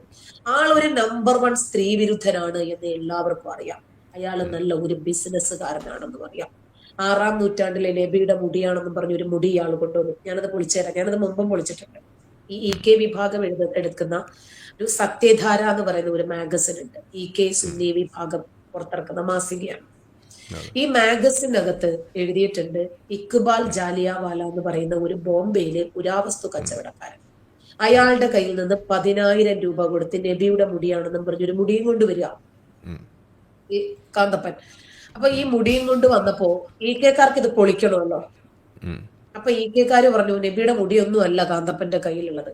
അങ്ങനെ കെ വിഭാഗവും അടുത്ത ദിവസം ഇവിടെ പോയിട്ട് ഇതുപോലെ തന്നെ 10,000 രൂപയും കൊടുത്തൊരു സമ്മതപത്രവും എഴുതി കൊടുത്തിട്ടാണ്, സമ്മതപത്രം എന്തോ ദുരുപയോഗം ചെയ്യത്തില്ല, അതുകൊണ്ടാണ് ഇവര് വരുന്നത്. ഇവരിത് സത്യധാര മാസികക്കകത്ത് ഇവര് തന്നെ പറഞ്ഞതാണ്, നമ്മൾ ആരും പറഞ്ഞതല്ല.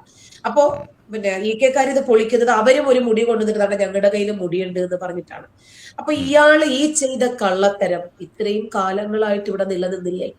കോടിക്കണക്കിന് പണം സംഭാവന ചെയ്യാനും പള്ളിക്ക് കൊടുക്കാനും ഒക്കെ ആൾക്കാർ തയ്യാറാകുകയും ചെയ്യുന്നില്ലേ?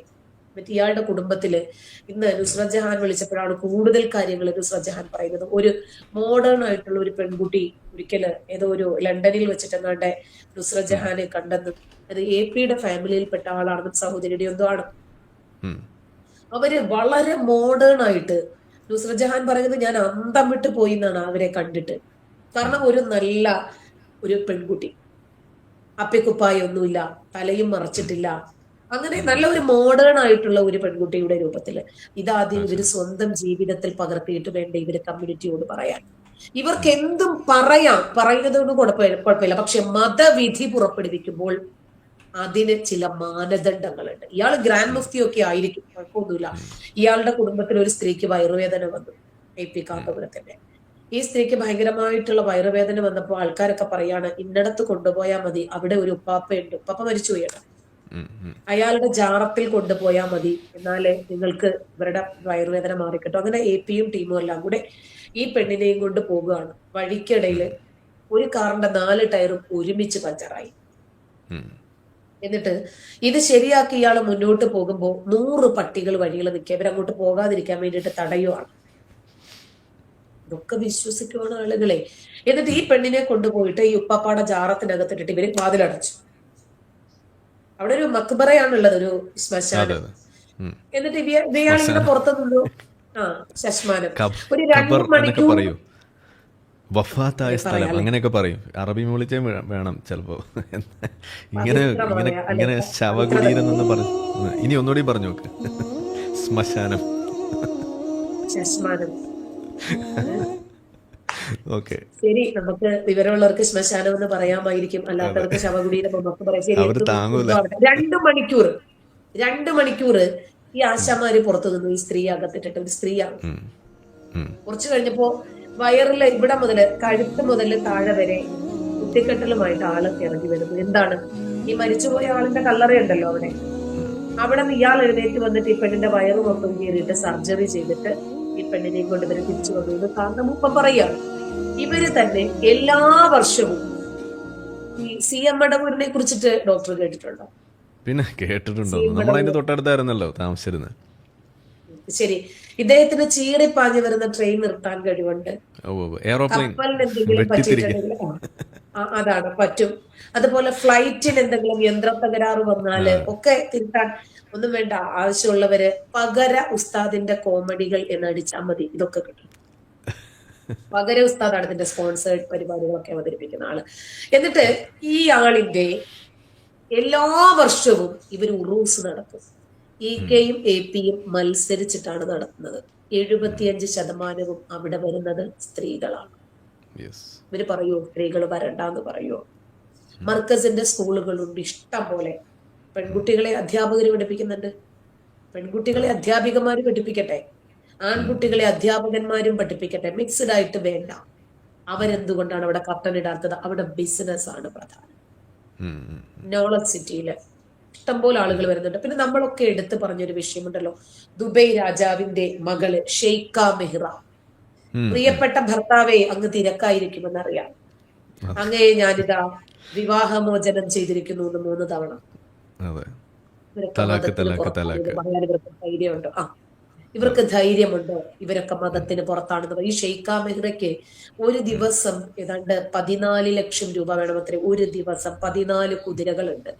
മെയിൻറ്റെയിൻ ചെയ്യാൻ, അവർക്ക് മേക്കപ്പിന്, അവർ ഒറ്റയ്ക്കാണ് യാത്ര ചെയ്തത്. ഏറ്റവും കൂടുതൽ ഇൻഫ്ലുവൻസേഴ്സ് ഉള്ള ഒരു ഇൻസ്റ്റഗ്രാമർ കൂടിയാണ് ഇൻസ്റ്റാഗ്രാം ഇൻസ്റ്റാഗ്രാമർ. സ്വർണ്ണ മുടിയിഴയുള്ള രാജകുമാരി എന്നാണ് അവരെ അറിയപ്പെടുന്നത്. അവരൊരിക്കലും തലയിൽ തട്ടമിട്ടിട്ടേയില്ല. ഇഷ്ടംപോലെ ആഭരണങ്ങളും ഒക്കെ ഉപയോഗിക്കാറുണ്ട്. അവർക്കൊക്കെ ഇവർക്കൊന്ന് സ്വന്തം കൊടുത്തുള്ളൂ. ഒന്നുമല്ലെങ്കിൽ അറേബ്യൻ ഭരണാധികാരിയുടെ മകളല്ലേ, അവരെയൊക്കെ സ്വർഗത്തിലേക്ക് കൊണ്ടുപോകാൻ ഒരു ബാധ്യത കൂടി ഇവർക്കുണ്ടല്ലോ. അപ്പൊ ഇവരുടെ കാര്യങ്ങൾ വരുമ്പോൾ എപ്പോഴും ഇവർ ഒരുപാട് പുറകോട്ടാണ്. അതുകൊണ്ടാണ് നമുക്ക് ഈ വിഷയത്തെ സംബന്ധിച്ച് ഗഹനീയമായി സംസാരിക്കേണ്ടി വരുന്നത്. ഇപ്പോ ഹജ്ജിന് പോകുന്ന സ്ത്രീകള് മാന്യമായി വസ്ത്രം ധരിക്കണം എന്ന് പറയുന്നു. ഇവര് അല്ല, പെണ്ണിന്റെ വസ്ത്രധാരണത്തിനാണോ ഡോക്ടർ കുഴപ്പം, അതോ ആണിന്റെ ചിന്താഗതിക്കാണോ കുഴപ്പം? ഇവര് വിചാരിക്കുന്നത് ലിംഗത്തിലാണ് എല്ലാം എന്നാണ്. ഞാൻ മനസ്സിലാക്കുന്നത് തലച്ചോറിലാണെന്നാണ്. ഒരാളിന്റെ വേഷം കാണുമ്പോഴേക്ക് ഇവർക്ക് ഇങ്ങനെ ഉദ്ധാരണം ഉണ്ടാകുന്നെങ്കിൽ എവിടെയാണ് ചികിത്സ വേണ്ടത്? ആരെയാണ് ചികിത്സിക്കേണ്ടത്? അത് സംബന്ധിച്ചിട്ടൊരു വീഡിയോ ഉണ്ട്. നമ്മൾ ഇവിടെ ഞാൻ എപ്പോഴും പറയാറുണ്ട്, ടീച്ചർക്ക് ബുദ്ധിമുട്ടില്ലെങ്കിൽ ഞാനത് പറയാം. മക്ക ലോക ജാക്കി തലസ്ഥാനാണെന്നാണ് പറയാ. കേട്ടിട്ടുണ്ടോ? അത് ആ ഒരു വീഡിയോ ഉണ്ട്, അതൊന്ന് വേണമെങ്കിൽ പ്ലേ ചെയ്താലോ? ജസ്റ്റ് ചെറിയ വീഡിയോ ആണ്. ശരി, ഇതാണ് ആ video. I went to touch the black stone today and I got really close on 2 occasions, and I've had men's genitals squashed up against me at the back. At one point this came off and I was being strangled from behind where they were pushing and pulling this at the back. They had to stop to release me. I was really scared. ഇത് ഹജ്ജിന്റെ സമയത്ത് നടക്കുന്ന സ്ത്രീ പീഡനം. ഈ സ്ത്രീ ഇതൊന്ന് തുറന്ന് പറഞ്ഞതിന്റെ പേരിൽ അഭിമുഖീകരിക്കേണ്ടി വന്ന പ്രശ്നങ്ങൾ വളരെ വലുതായിരുന്നു. അതെ, ഇപ്പൊ കഴിയും. സൗണ്ട് ഇല്ലാതെ കേൾക്കാം വേണമെങ്കിൽ, അല്ലെങ്കിൽ കേൾക്കുന്നതായിരിക്കും നല്ലത്.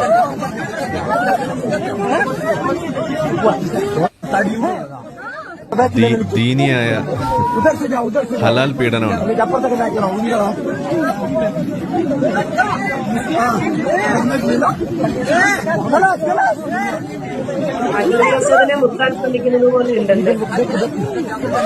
ഇതിലേതാണ് ഈ ഹജറുൽ അസ്വദ്? എനിക്ക് മനസ്സിലാവുന്നില്ല. ഹജറുൽ അസ്വദാണോ അതോ തലയുൽ അസ്വദാണോ ഉദ്ദേശിച്ചത്?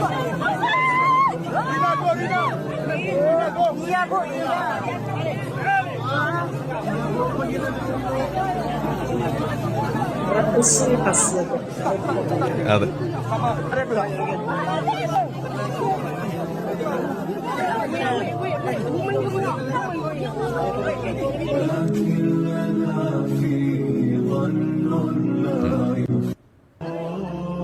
In February, she used the hashtag #MosqueMeToo to invite other Muslim women to break their silence. Hundreds did. I was stunned scrolling through all the anecdotes. Then others started to respond. The reprisals from both Muslims and non-Muslims dismayed me. You know, you enter the Grand Mosque of Mecca and it's this wonderful feeling of reverence. It's incredible. And then I feel a hand on my ass. I'm like, are you fucking kidding me? I must be imagining this. This cannot be happening. Oh my God. So I tried to see that this man is determined. He is on a mission and it is not pilgrimage. Seriously? He just kept his hand on my ass. He was determined. So I just burst into tears. How can I tell my parents when the Kaaba is right there that this bastard behind me is sexually assaulting me? In February, she used the hashtag #MosqueMeToo. Yes, ഇത് mosque me to എന്ന് പറയുന്നൊരു സംഗതി. നിങ്ങൾക്ക് അത് search ചെയ്യാം ഗൂഗിളിൽ. ഇഷ്ടം പോലെ വാർത്തകൾ അവിടെ കിടപ്പുണ്ട്. ഒറ്റ കാര്യം ഞാൻ ഇതിലൊന്ന് ആഡ് ചെയ്യാണ് ടീച്ചറെ. അതായത് സുഹരി കഴിഞ്ഞ ദിവസം ഇരുന്ന് പറഞ്ഞ എന്താണ് നമ്മളുടെ ഏഷ്യാനെറ്റിൽ, ഇസ്ലാം എന്ന് പറഞ്ഞാൽ ഭയങ്കര സംഭവമാണ്. അത് എന്താണ് പീഡനം അല്ലെങ്കിൽ ഇതുപോലുള്ള സാധനങ്ങൾ തടയുക മാത്രമല്ല, അതുണ്ടാകാനുള്ള ചെറിയ സാധ്യത പോലും ഇല്ലാതെയാക്കുമെന്നാണ് പറഞ്ഞത്. ലോകം മുഴുവനുള്ള ആ സാധ്യത ഇല്ലാതെയാക്കി. പക്ഷെ മക്കയിൽ നടക്കുന്ന, സ്വന്തം പടച്ചവൻ്റെ വീട്ടിൽ നടക്കുന്ന പീഡനം അത് ഹലാലാക്കി വെച്ചു. ഇതാണ് ഇപ്പോൾ നമ്മളിവിടെ കാണുന്നത്. മോസ്ക് മീ ടു എന്ന് നിങ്ങൾ അടിക്കുക, നിങ്ങൾക്ക് ഇതിനെക്കുറിച്ചുള്ള വാർത്തകൾ ഇഷ്ടംപോലെ കിട്ടും. മക്ക ഈ ഹജ്ജ് നടക്കുന്ന ദിവസം നിങ്ങൾ ലോകത്ത് നടക്കുന്ന മൊത്തം ജാക്കി വെപ്പിൻ്റെ ഒരു മാപ്പ് നിങ്ങൾ എടുത്തു കഴിഞ്ഞാൽ ലോകത്ത് തന്നെ ഏറ്റവും കൂടുതൽ ജാക്കി വെപ്പ് നടക്കുന്ന സ്ഥലം അത് മക്കയാണ്. അതാണ് ഞാൻ പറഞ്ഞത്, ലോക ജാക്കി തലസ്ഥാനം. അത് ഒരു ദിവസത്തേക്ക് ഒരു ദിവസം അത് മക്കയാണ്. അങ്ങനെ ഒരു അച്ചീവ്മെൻറ്റ് ലോകത്ത് ഒരു സിറ്റിക്കും ഇല്ല എന്നുള്ളതും കൂടി ഞാനിവിടെ ഒന്ന് ഓർമ്മിപ്പിക്കുകയാണ്. ഓക്കെ, വീണ്ടും പറയാണ്. യെസ്, ടീച്ചർ കണ്ടിന്യൂ ചെയ്തോളൂ. ഇപ്പോ ഒരു പാകിസ്ഥാനി ലേഡിയാണ് പറഞ്ഞത്. അവര് ഉംറ ചെയ്യുന്നതിനിടയിലും ഹജ്ജ് ചെയ്യുന്നതിനിടയിലും അവരുടെ ശരീരത്തിന്റെ പിൻഭാഗത്ത് എന്തോ കട്ടിയുള്ള ഒരു സാധനം വന്ന് തട്ടുന്നത് പോലെ അവർക്ക് തോന്നുവാണ്. കുറച്ച് കഴിഞ്ഞപ്പോൾ അവർക്ക് തോന്നി ശരി എനിക്ക് തോന്നുമായിരിക്കും. രണ്ടാമത് വീണ്ടും അതേപോലത്തെ അനുഭവം. വീണ്ടും അവർ തോന്നുമായിരിക്കും. കുറച്ചുകൂടി മുമ്പോട്ട് പോയപ്പോൾ അവരുടെ നിതംബത്തിൽ ഒരാളൊന്നുള്ളി. അപ്പൊ പുറകിലെ ഒറ്റമുണ്ട് കൊടുത്തിട്ടാണല്ലോ ഈ നിൽക്കുന്നത്, പറഞ്ഞിട്ട് കാര്യവും ഇല്ല. അപ്പൊ പെണ്ണുങ്ങളെ കണ്ടാൽ ഉടനെ ഇവരൊരു ഭോഗവസ്തുവാണ് എന്ന് തോന്നുന്ന ഇവരുടെ തലച്ചോറിനാണ്, ഇവരുടെ മാനസികാവസ്ഥയ്ക്ക്, ചിന്താവൈകല്യത്തിന്, വൈകൃതത്തിനാണ് ശരിക്കും പറഞ്ഞാൽ ചികിത്സ വേണ്ടത്. എന്നിട്ട് ഈ സ്ത്രീ വന്നിട്ട് ഇവർക്ക് സഹിക്കാൻ പറ്റുന്നില്ല. ഇവര് ആ ആർട്ടിക്കിൾ മൊത്തം വായിച്ചതാ ഞാൻ. അപ്പൊ ഇവര് വീട്ടിൽ വന്നിട്ട് ഇവർക്കൊരു മനസമാധാനം കിട്ടുന്നില്ല. ആ നാടിന്റെ മനോഹാരിതയോ ആ നാടിന്റെ പവിത്രതയോ, നബി ചവിട്ടിയ മനോഹരമായ മണ്ണാണല്ലോ, അവിടെ തന്നെയാണ് കേട്ടോ അബൂ സുഫിയാനും ചവിട്ടിയത്, പോട്ടെ. അപ്പൊ ആ മണ്ണിലൊന്ന് ചവിട്ടിയല്ലോ എന്ന് വിചാരിച്ചിട്ട് ഇവര് വല്ലാത്ത അതിന്റെ ഒരു പരിശുദ്ധിയും ഇവർക്ക് ഓർത്തെടുക്കാൻ പറ്റുന്നില്ല. ഈ ഒരു ഇൻസിഡന്റ് ഇവരുടെ മനസ്സിൽ കിടക്കുന്നുണ്ട്. ഒരു ഉമ്മയോട് പറഞ്ഞു, ഉമ്മ മാത്രം വിശ്വസിച്ചു, വേറെ ആരും വിശ്വസിക്കുന്നില്ല. ഇവർ സഹി കെട്ട് വന്നിട്ട് സോഷ്യൽ മീഡിയയിൽ എഴുതുവാണ്, ഇതുപോലെ സമാനമായ അനുഭവം നിങ്ങൾക്ക് ആർക്കെങ്കിലും ഉണ്ടായിട്ടുണ്ടോ? അവരുടെ അനുഭവം അങ്ങനെ എഴുതിയിട്ട് അതിന്റെ താഴെ ഏതാണ്ട് 1 മണിക്കൂർ കൊണ്ട് 42,000 കമന്റ്സ് വരികയാണ്. ഇതിനകത്ത് 40,000 ആളുകളും പറഞ്ഞത് ഞങ്ങൾക്കും ഇതുപോലെയുള്ള അനുഭവങ്ങൾ ഉണ്ടായിരുന്നു. ഇവര് പാപം കഴുകി വെക്കാൻ വേണ്ടിയിട്ടാണ്, പാപം മൊത്തം ഇറക്കി വെക്കാൻ വേണ്ടിയിട്ടാണ് ഇവര് വരുന്നത്. ഇന്ന് ജനിച്ച കുട്ടിയെ പോലെയാണ് എന്നൊക്കെയാ പറയാറ്. മുമ്പൊരിക്കല് ഈ ഖുർആൻ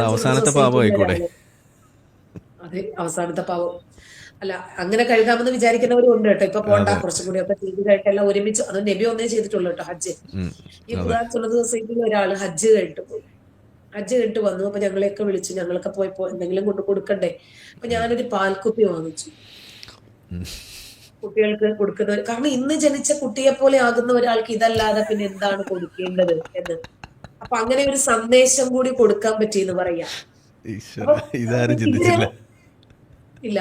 അപ്പൊ മക്കയെന്ന് പറഞ്ഞാൽ എന്തോ വലിയ സംഭവമാണ്. കഴിഞ്ഞ ദിവസം അബ്ദുസ്സലാം പോക്കോട്ടൂർ എന്ന് പറയുന്ന ഒരു മുസ്ലിം പണ്ഡിതനുണ്ട്.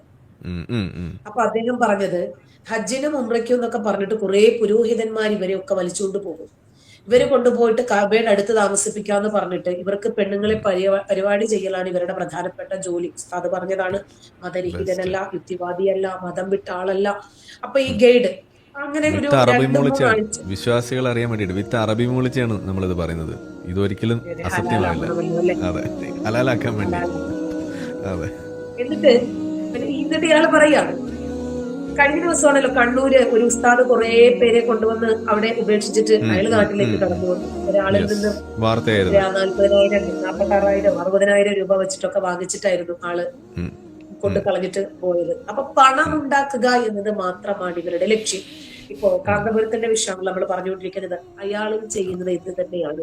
അയാളുടെ ആ പോപ്പുലാരിറ്റി വെച്ചിട്ട് രാഷ്ട്രീയക്കാരെ പിടിച്ചെടുക്കുക. ഇത് നമ്മുടെ നാട്ടിൽ നിന്നല്ല, ഏതാണ്ട് നല്ലൊരു വിഭാഗം ആളുകളും ഭക്തിയുടെ മാർഗത്തിലാണ്. അതുകൊണ്ട് ആത്മീയതയാകുമ്പോൾ ചോദ്യം ചെയ്യപ്പെടത്തില്ല, അനിഷേധ്യമായിട്ടുള്ള ഒരു മേഖലയാണ്. ആർക്കും ഒരു പരാതിയും ഉണ്ടാകത്തില്ല, എന്ത് വേണമെങ്കിലും ആകാം. ഈ കാന്തപുരം പറഞ്ഞ ഈ സ്റ്റേറ്റ്മെന്റിനെതിരെ ഏതെങ്കിലും ഫെമിനിസ്റ്റുകാര് മുന്നോട്ട് വന്നിട്ടുണ്ടോ നോക്കി. മതത്തിനകത്ത് നിന്നിട്ട് ഒരുപാട് ലീഗിന്റെ ആളുകളൊക്കെ ഉണ്ട്, ജമാഅത്തെ ഇസ്ലാമിയുടെ ആളുകളുണ്ട്, കൊണ്ടുപിടിച്ച് അതാണ് ഒരുപാട് പേരുണ്ട്. നമുക്ക് പേരൊന്നും പറഞ്ഞവരെ പോപ്പുലർ ആക്കണ്ട. അപ്പൊ ഒരുപാട് ആളുകള് എന്താരെവിടെ പറഞ്ഞാലും കൊടയെടുത്ത് മുന്നോട്ട് വരും. എന്നിട്ട് ഇവരൊക്കെ പറഞ്ഞു നടക്കുന്നുണ്ട്, ജാമിദ 4 കിട്ടി, ജാമിദ 5 കിട്ടി, ആരിഫ് 5 കിട്ടി, നമുക്ക് ഒരു ഹണിമൂണിലേക്ക് ഒന്ന് പോയേക്കാമെന്ന്. കുഴപ്പമില്ല. ടീച്ചർ എന്റെ എത്രാമത്തെ ഭാര്യയാണ് ഞാൻ മറന്നുപോയി, എണ്ണോന്ന് പറയൂ. അല്ല, ഇവരോട് ചോദിക്കേണ്ടി വരും. ഒരു വിഭാഗം 5 എന്ന് പറയുന്നുണ്ട്, വേറൊരു വിഭാഗം 6 എന്ന് പറയുന്നുണ്ട്. നമുക്കൊരു നമ്പറിൽ ഇപ്പൊ അങ്ങ് ഉറപ്പിക്കാം. എന്ത് പറയുന്നു? അങ്ങോട്ടും ഇല്ല ഇങ്ങോട്ടും ഇല്ല, 5.5 5.5 മുക്കാൽ, 5.75 അതിന്റെ ഒരു എണ്ണം കറക്റ്റ് വരെ. അതായിരിക്കും ആരിഫിന് സൗകര്യം. 3.75 നമുക്ക്. ശരി, ആയിക്കോട്ടെ. ഓക്കെ, അപ്പൊ അത് ഉറപ്പിച്ചു 3.75 ഭാര്യയാണ്. ഓക്കെ, ബാക്കി 2 തരം 3 തരം ഉറപ്പിച്ചു. അതെ, ഇവര് നമ്മൾ എന്തെങ്കിലും പറഞ്ഞാൽ ഉടനെ അതിനെ പറയാൻ വേണ്ടിട്ട് തോന്നിയതുപോലെ ജീവിക്കാൻ, ഇവനൊക്കെ തോന്നിയതുപോലെ ജീവിക്കുന്നതിന് ഒരു കുഴപ്പമില്ല. നമുക്ക് ഇപ്പൊ ഇവിടെ വെച്ചിട്ട് ഒരു ചോദ്യം ചോദിച്ചിടാം. ഏതെങ്കിലും മുസ്ലിങ്ങള് ഈ AP കാന്തപുരം പറഞ്ഞ ഇടകലർന്നാൽ ഇടിഞ്ഞു വീഴുന്ന മതത്തിനെ കുറിച്ചിട്ട് ഇവർക്ക് എന്തായിരിക്കും പറയാനുള്ളത്? ഇവര് മക്കളുടെ വിദ്യാഭ്യാസം അവസാനിപ്പിക്കുമോ?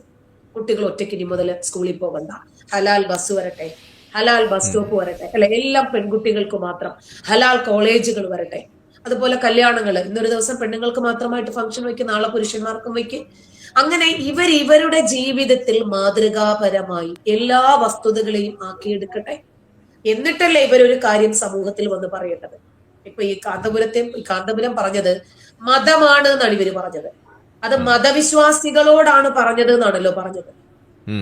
ഇപ്പോ ഷാമു കോയമ്പത്തൂർ പത്തനാപുരം സ്വദേശിയാണ്. അദ്ദേഹം മുമ്പ് ഒരു പുസ്തകം എഴുതിയിരുന്നു. ചിൻവാദ് പാലം എന്നാണ് പുസ്തകത്തിന്റെ പേര്. സിറാത്ത് പാലം ഉണ്ടല്ലോ, സിറാത്ത് പാലം.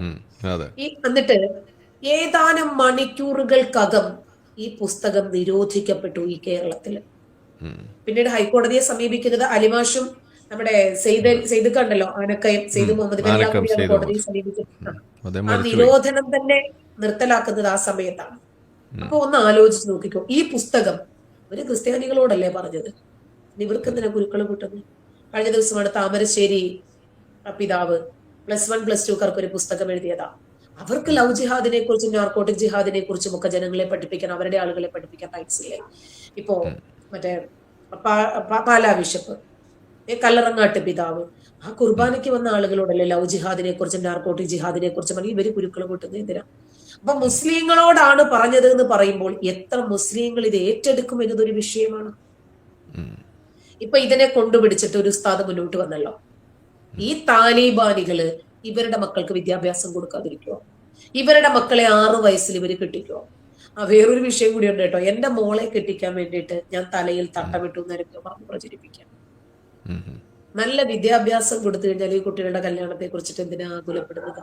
അല്ലെങ്കിൽ തന്നെ എന്റെ മോൾക്ക് 6 വയസ്സിൽ കെട്ടിക്കാൻ ഞാൻ ഉദ്ദേശിക്കുന്നുമില്ല. പാവാട പ്രായം മാറിപ്പോയി, അതിപ്പോ നീറ്റ് ആസ്പിറന്റാ. അത് പഠിക്കാതിരിക്കുകയും ചെയ്തു കഴിഞ്ഞാൽ അതിന്റെ കല്യാണത്തെ കുറിച്ച് അതിനും എനിക്കും അതല്ലെങ്കിൽ അതിന്റെ പേരൻസിന് ഇല്ലാത്ത ടെൻഷൻ എന്തിനാണ്? ഇവർക്ക് എന്താണെങ്കിലും ഒരു മുറിയനെ കൊണ്ട് കെട്ടിക്കാൻ നമ്മൾ ഉദ്ദേശിക്കുന്നില്ല. ഇനി മുറിയനെ കൊണ്ട് കെട്ടിക്കാനാണ് ഉദ്ദേശിക്കുന്നതെങ്കിൽ അത് ഞങ്ങളുടെ മാത്രം ചോയ്സാണ്. എന്നിട്ട് ഞാൻ കെട്ടിയത് മുറിയനെയാണ്, അത് എന്റെ താല്പര്യമല്ലേ? ഒരാളുടെ പേഴ്സണൽ ചോയ്സിലേക്ക് കയറി വരിക. നമ്മൾ പറഞ്ഞ എല്ലാ വിഷയങ്ങളും മറന്നിട്ട് ഇന്നലെ ഷാക്കർ ചെയ്തതും അത് തന്നെയാണ്. നമ്മൾ എല്ലാവരും വിഷയത്തിൽ നിന്നിട്ടാണ് സംസാരിച്ചത്. ഇപ്പം ആരിഫ് ഹദീസുകളെ കുറിച്ച് സംസാരിച്ചു, ഞാനാണെങ്കിൽ AP കാന്തപുരത്തിന്റെ വിഷയത്തെ കുറിച്ച് പറഞ്ഞു, നുസ്രത് ജഹാൻ ആണെങ്കിൽ AP കാന്തപുരത്തിന്റെ കുടുംബത്തിന് നൽകിയ വിദ്യാഭ്യാസത്തെ കുറിച്ച് പറഞ്ഞു, ഷാക്കിർ അവസാനം വരെയൊക്കെ പറഞ്ഞുകൊണ്ടിരുന്നത് എന്താ? പക്ഷെ ലീഗ് നേതൃത്വം ഇതിനെ അംഗീകരിച്ചു അനുകൂലിച്ചു മുന്നോട്ട് വന്നതാ. പക്ഷെ ഷാക്കിർ ആകെ പെട്ടുപോയി. ഷാക്കിർ വിയർത്തത് അവസാനം ഒരു ആ ഇരിക്കുന്ന ഇരിപ്പിൽ തന്നെ ഉണ്ട് അല്ലെ? എല്ലാം നമ്മളൊരു ചർച്ചയ്ക്ക് വന്നു കുടുങ്ങിപ്പോയി ആള്. ഒരു ചർച്ചയ്ക്ക് ഇരിക്കുമ്പോൾ പാലിക്കേണ്ടുന്ന ചില മര്യാദകളൊക്കെ ഉണ്ട്, അതൊന്നുമില്ലാതെ ആളെന്തോ ഒരു സുഖവാസ കേന്ദ്രത്തിൽ പോയിരിക്കുന്നത് പോലെയൊക്കെയാണ് റിലാക്സ് ചെയ്ത് നമ്മൾ പറയുന്ന വിഷയത്തെ കുറിച്ച് ആൾക്ക് അറിവില്ല. ഈ അറിവില്ലാത്ത ആളുകൾ ഒന്നാമത്തെ കാര്യം ചർച്ചയ്ക്ക് വരാതെയും മറുപടി പറയാതെയും ഇരിക്കലാണ് ഏറ്റവും ശ്രേഷ്ഠമായ കാര്യം. ഇവിടെ AP കാന്തപുരം പറഞ്ഞ വിഷയത്തെ സംബന്ധിച്ചിട്ട് ഏതെങ്കിലും ഒരു പുരോഹിതൻ എന്തെങ്കിലും പറഞ്ഞിരുന്നോ? മുജാഹിദ് ബാലുശ്ശേരി പറഞ്ഞു ക്ഷേത്രത്തിന് പണം കൊടുക്കുന്നത് വേശ്യാലയത്തിന് പണം കൊടുക്കുന്നത് പോലെയാണ് അല്ലെ? അപ്പോ അതിനെ സംബന്ധിച്ച് ഇവരാരെങ്കിലും എന്തെങ്കിലും പറഞ്ഞോ? ജോസഫ് മാഷിന്റെ കൈവെട്ടി, അദ്ദേഹത്തിന്റെ കാലം വെട്ടി പൊതുനിരത്തിലിട്ടിട്ട് ഇത് മതമാണെന്നോ മതപരമല്ലെന്നോ പറഞ്ഞിട്ട് ആരെങ്കിലും രംഗത്ത് വന്നിരുന്നോ? ഇവരുടെ കാര്യങ്ങൾ വരുമ്പോൾ എല്ലാം ഇങ്ങനെ തന്നെയാണ്. ഇവരുടെ മൗനമുണ്ടല്ലോ, AP കാന്തപുരം പറഞ്ഞതിനെ ഇവർ അംഗീകരിക്കുന്നുണ്ടോ അതോ അംഗീകരിക്കുന്നില്ലേ? നമ്മൾക്ക് അതൊക്കെ ചർച്ച ചെയ്യേണ്ടുന്ന വിഷയങ്ങളാണിത്. മലപ്പുറത്തെ ഒരു പെൺകുട്ടി കാലിൽ ചിലങ്ക കെട്ടിയതിന്റെ പേരിൽ മാത്രം അതിന്റെ മാതാവ് മരിച്ചിട്ട് പോലും പള്ളിയിലേക്ക് ഖബറടക്കം നടത്തിയിട്ടില്ല. കാരണം മതത്തിൽ നിന്നും പുറത്തുപോയി. ആ പെൺകുട്ടി ക്ഷേത്രത്തിലാണല്ലോ അരങ്ങേറ്റം. അപ്പൊ ഇങ്ങനെ മതം മുന്നോട്ട് വയ്ക്കുന്ന ആളുകൾ മെഡ്സെവനെതിരെ രംഗത്ത് വരുന്നു. സ്ത്രീയും ഒരു കാര്യം അവിടെ ഞാൻ ചോദിച്ചോട്ടെ, സുഹുരി അവിടെ ആ ചർച്ചയിൽ പറയുന്നുണ്ടായിരുന്നു, അതായത് മതവിധിയായ ഒരു നിയമത്തെ തെറ്റിച്ചാൽ നിങ്ങൾ മതത്തിൽ നിന്ന് പുറത്തു പോകുമോ എന്ന് ആ അവതാരകൻ ഇങ്ങനെ സംഭാഷണത്തിൽ ചോദിക്കുമ്പോൾ പറഞ്ഞു അത് തെറ്റി, അങ്ങനെയല്ല, ഇസ്ലാമിൽ നന്മയും തിന്മയും പറയുന്നുണ്ട്, തെറ്റും ശരിയും പറയുന്നുണ്ട്, അത് മതത്തിൽ നിന്ന് പോവുകയില്ലോ എന്നുള്ളത് വേറെ വിഷയമാണെന്ന് പറഞ്ഞിട്ട് അവിടെ ഒരു ഉരുണ്ടു മാറുന്ന ഒരു അവസ്ഥ അത് ശ്രദ്ധിച്ചിരുന്നു. അവതാരകന് മതം അറിയില്ല. അവതാരകൻ എന്താണെങ്കിലും ബാലൻസ് ചെയ്തിട്ട് തന്നെയല്ലേ സംസാരിക്കുള്ളൂ. മുമ്പ് ജനകീയ കോടതിയില് ഞാന് അരുണ് എല്ലാം കൂടി, ഡോക്ടർ അരുൺ ഉണ്ടല്ലോ, ഞങ്ങളെല്ലാം കൂടി ഒരു ചർച്ചയ്ക്കിരുന്നു. ആ സമയത്ത് വന്നത് ഹൈത്തമിയാണ്. ഈ ഹൈത്തമി ഞാൻ ഖുർആൻ ഷുഹൈബുൽ ഹൈതമി. ആ ഹൈതമി മുമ്പ് ആരിഫുമായിട്ടും ഡിബേറ്റ് അറിയാം അല്ലേ? ആ അല്ല ആ വീഡിയോ എവിടെയെന്ന് ചോദിക്കും, ഇതുവരെ വന്നില്ലല്ലോ. ഇതുവരെ വന്നിട്ടില്ല. എന്നിട്ട് അവസാനം അരുണിനോട് ചോദിച്ചപ്പോൾ അരുൺ പറയാണ്, ഞങ്ങള് 100-150 തൊഴിലാളികളുണ്ട്, ടീച്ചർക്ക് അറിയില്ലേ, അത് ഇസ്ലാം മത വികാരം വ്രണപ്പെട്ടു പോകും പറയുമ്പോൾ അവരെല്ലാം കൂടെ അടിച്ച് തകർത്ത് പോയി, ഞങ്ങളുടെ കഞ്ഞി കൂടി പൊട്ടിപ്പോകും. അപ്പൊ ഇത്രേ ഓരോ വർഷവും പഠിച്ചിറങ്ങുന്ന ഹുദവിമാര്, സുഹരിമാര്, സുല്ലമിമാര്, ദാരമിമാര്, കാസിമിമാര്, ഇവരൊക്കെ ഇവിടെ പോയി. അരുൺ അങ്ങനെ പറഞ്ഞു എന്നാ ടീച്ചർ പറയുന്നത്? അതെ, പറഞ്ഞിട്ടുണ്ട്. അതായത് അത് പുറത്ത് വിട്ടാൽ അവരുടെ കഞ്ഞികൂടി മുട്ടും. യെസ്, അതുകൊണ്ടാണ് വിടാത്തതെന്ന് പറഞ്ഞു. അതെ, അത് ശരി. പക്ഷെ ഞാനത് എടുത്തു ചോദിക്കാൻ കാരണം, ഇപ്പോൾ അവര് പ്രചരിപ്പിക്കുന്നത് ആ വീഡിയോ വരാത്തത്, അതിനകത്ത് ഹൈതമി ടീച്ചറെ പഞ്ഞിക്കിട്ടു, അതുകൊണ്ടാണ് ഇടാത്തതെന്നാണ് അവർ പറയുന്നത്. വിടുവല്ലേ ചെയ്യേണ്ടത്? അതെ, പുറത്തിടുകയല്ലേ ചെയ്യേണ്ടത്? പഞ്ഞിക്കിട്ടാതെ പുറത്ത് വിടുകയല്ലേ വേണ്ടത്? അല്ലേ? എന്തായിരുന്നാലും നമ്മളെ സംബന്ധിച്ചിടത്തോളം ഞാനൊരു സംഘടനയുടെയും ആളല്ല, അതുകൊണ്ട് എനിക്ക് ഫോഴ്സ് ഇല്ല, എനിക്ക് അവരെ ഫോഴ്സ് ചെയ്ത് അത് ബ്രേക്ക് ചെയ്യിക്കാനും പറ്റില്ല. അപ്പൊ ജാമിദായെ പഞ്ഞിക്കിട്ടെങ്കിൽ യുക്തിവാദികളെ പഞ്ഞിക്കിടുന്നതിന് തുല്യല്ലേ? എന്താ സംഭവിച്ചതെന്നറിയാമോ? അയാൾ പറഞ്ഞു, പിന്നെ അല്ല, ജാമിദ പറയുന്നുണ്ട് നബി അങ്ങനെ കെട്ടി ഇങ്ങനെ, ഇവരെ എനിക്ക് പോയിന്റ് ഇട്ട് തന്നതാണ് കേട്ടാ. അപ്പോഴാണ് ഞാൻ പറഞ്ഞത്, ഇന്ന ഗ്രന്ഥത്തിൽ ഇന്ന വചനത്തിൽ ഉണ്ട് ഹൈതമി എന്ന് പറഞ്ഞു. മതത്തെ എതിർത്ത് കഴിഞ്ഞാൽ ഉടനെ അങ്ങനെ ഇങ്ങനെയൊക്കെ വെട്ടാൻ പറഞ്ഞിട്ടുണ്ടല്ലോ എന്ന്. അതെ, ഖുർആനിലെ ചിത്രവധം പോലെയുള്ള രീതികളൊക്കെ ഇല്ലാതിരിക്കുന്നതിന് വേണ്ടിയാണ് അങ്ങനെ എതിർഭാഗങ്ങളിൽ നിന്ന് കയ്യും കാലും ഒക്കെ ഛേദിക്കാൻ പറഞ്ഞത്. അപ്പൊ ഞാൻ പറഞ്ഞു, ചിത്രവധം ഉണ്ടല്ലോ ഹൈതമി, ഉണ്ടല്ലോ, ചിത്രവധം ഉണ്ടല്ലോ. കാരണം പ്രവാചകനെ എതിർത്തു എന്ന കാരണത്താൽ 2 ഒട്ടകത്തെ നിർത്തിയിട്ട് കയ്യും കാലും രണ്ടായിട്ട് ഒരു പെണ്ണിനെയാണ് ആ ചെയ്തത്, ഒരു സ്ത്രീയോട് ചെയ്തതാ. അതുപോലെ അസ്മാ ബിന്തു മർവാൻ, ഡോക്ടർക്ക് അറിയാമോ ആ കഥ? ബുഖാരിക്കകത്ത് ഒരു 3ഓളം പേജുകളിലാണ് അത് എഴുതിയിട്ടിരിക്കുന്നത്. ഒരു കഅബിന്റെ വധവും ഈ അസ്മാ ബിന്തു, ഏറ്റവും ബിഗ് ആയിട്ടുള്ള ഹദീസാണ്. 3-4 പേജുണ്ട്. 5 കുട്ടികള്, 4ാമത്തെ കുട്ടി മുല കുടിക്കുന്ന പ്രായമാണ്. അത് മുല കുടിച്ചുകൊണ്ടിരുന്നപ്പോഴാണ് ഇദ്ദേഹത്തെ വിമർശിച്ചുകൊണ്ട് 4 പേര് കവിത എഴുതിപ്പോയി എന്ന കാരണത്താൽ തലയും കൂടെ എടുത്തിട്ട് വരാൻ പറഞ്ഞു. അങ്ങനെ വലിയൊരു വാളും കൊടുത്തുവിടാണ്. ഈ കുഞ്ഞിനെ ആദ്യം പറിച്ച് മാറ്റിയെറിയാണ്, ഈ മുല കുടിക്കുന്ന കുഞ്ഞിനെ. അനാഥകളെ സംരക്ഷിക്കാൻ വേണ്ടി വന്ന ഒരുത്തനാണ് കേട്ടോ ഈ ചെയ്യുന്നതെല്ലാം. എന്നിട്ടല്ലേ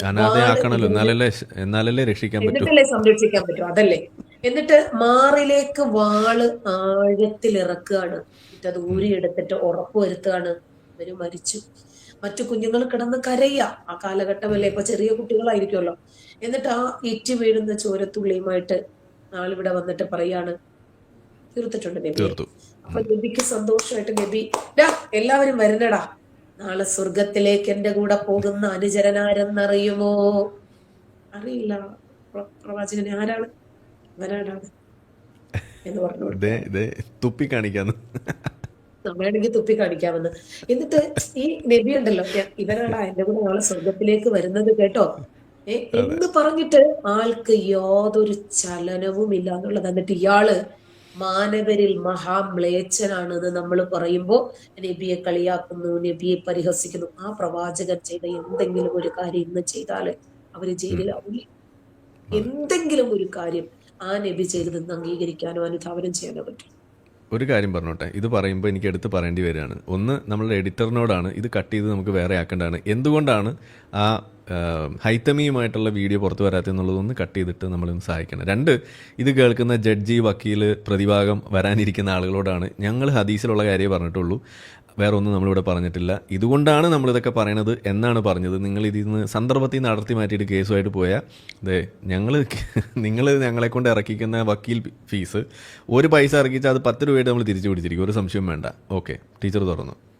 അല്ല, ഒരു കുഴപ്പമില്ല, കേസും വഴക്കും ഒക്കെ അങ്ങനെ പേടിക്കുവാണെങ്കിൽ പിന്നെ ഈ മേഖലയിൽ നിൽക്കാൻ പറ്റും. പേടിയൊന്നുമില്ല. ഇവിടെ പിരിവ് നടന്നുകൊണ്ടിരിക്കുകയാണ് എൻ്റെ വക്കീൽ ഫീസിന് വേണ്ടിയിട്ടുള്ളത്, അതിവിടെ നടക്കുന്നുണ്ട്. ആണോ? എനിക്ക് പിന്നെ അങ്ങനത്തെ കലാപരിപാടികളൊന്നുമില്ല. ഞാൻ ഷെയർ തരാം, ഡോണ്ട് വെറി. 50-50 നമുക്ക് അല്ല, കുഴപ്പമില്ല. ഞാൻ ഈ മേഖലയിൽ നിൽക്കുമ്പോ നമുക്ക് അതിനുള്ള ഗഡ്സ് വേണമല്ലോ. പിരിവിട്ടിട്ട് വേണ്ട, എനിക്ക് അത് പറ്റും, കുഴപ്പമില്ല. നമുക്ക് ഈ മേഖലയിൽ ആവശ്യം പറഞ്ഞാൽ മതി, എത്രയാ വേണ്ടെന്ന് ചോദിച്ചാൽ മതി, നമ്മൾ ഇവിടെ തരുന്നതായിരിക്കും.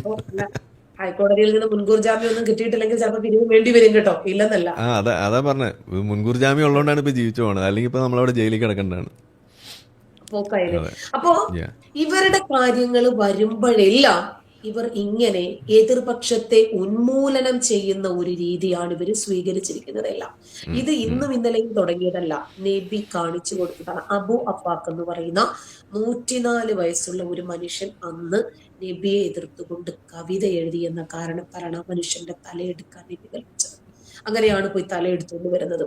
ഇങ്ങനെ ഇവരെന്തൊക്കെയാണോ ചെയ്തത് അതുപോലെ എതിർകക്ഷികളെ ഇല്ലാതാക്കാൻ വേണ്ടിയിട്ട് ഇവരെന്തും ചെയ്യും.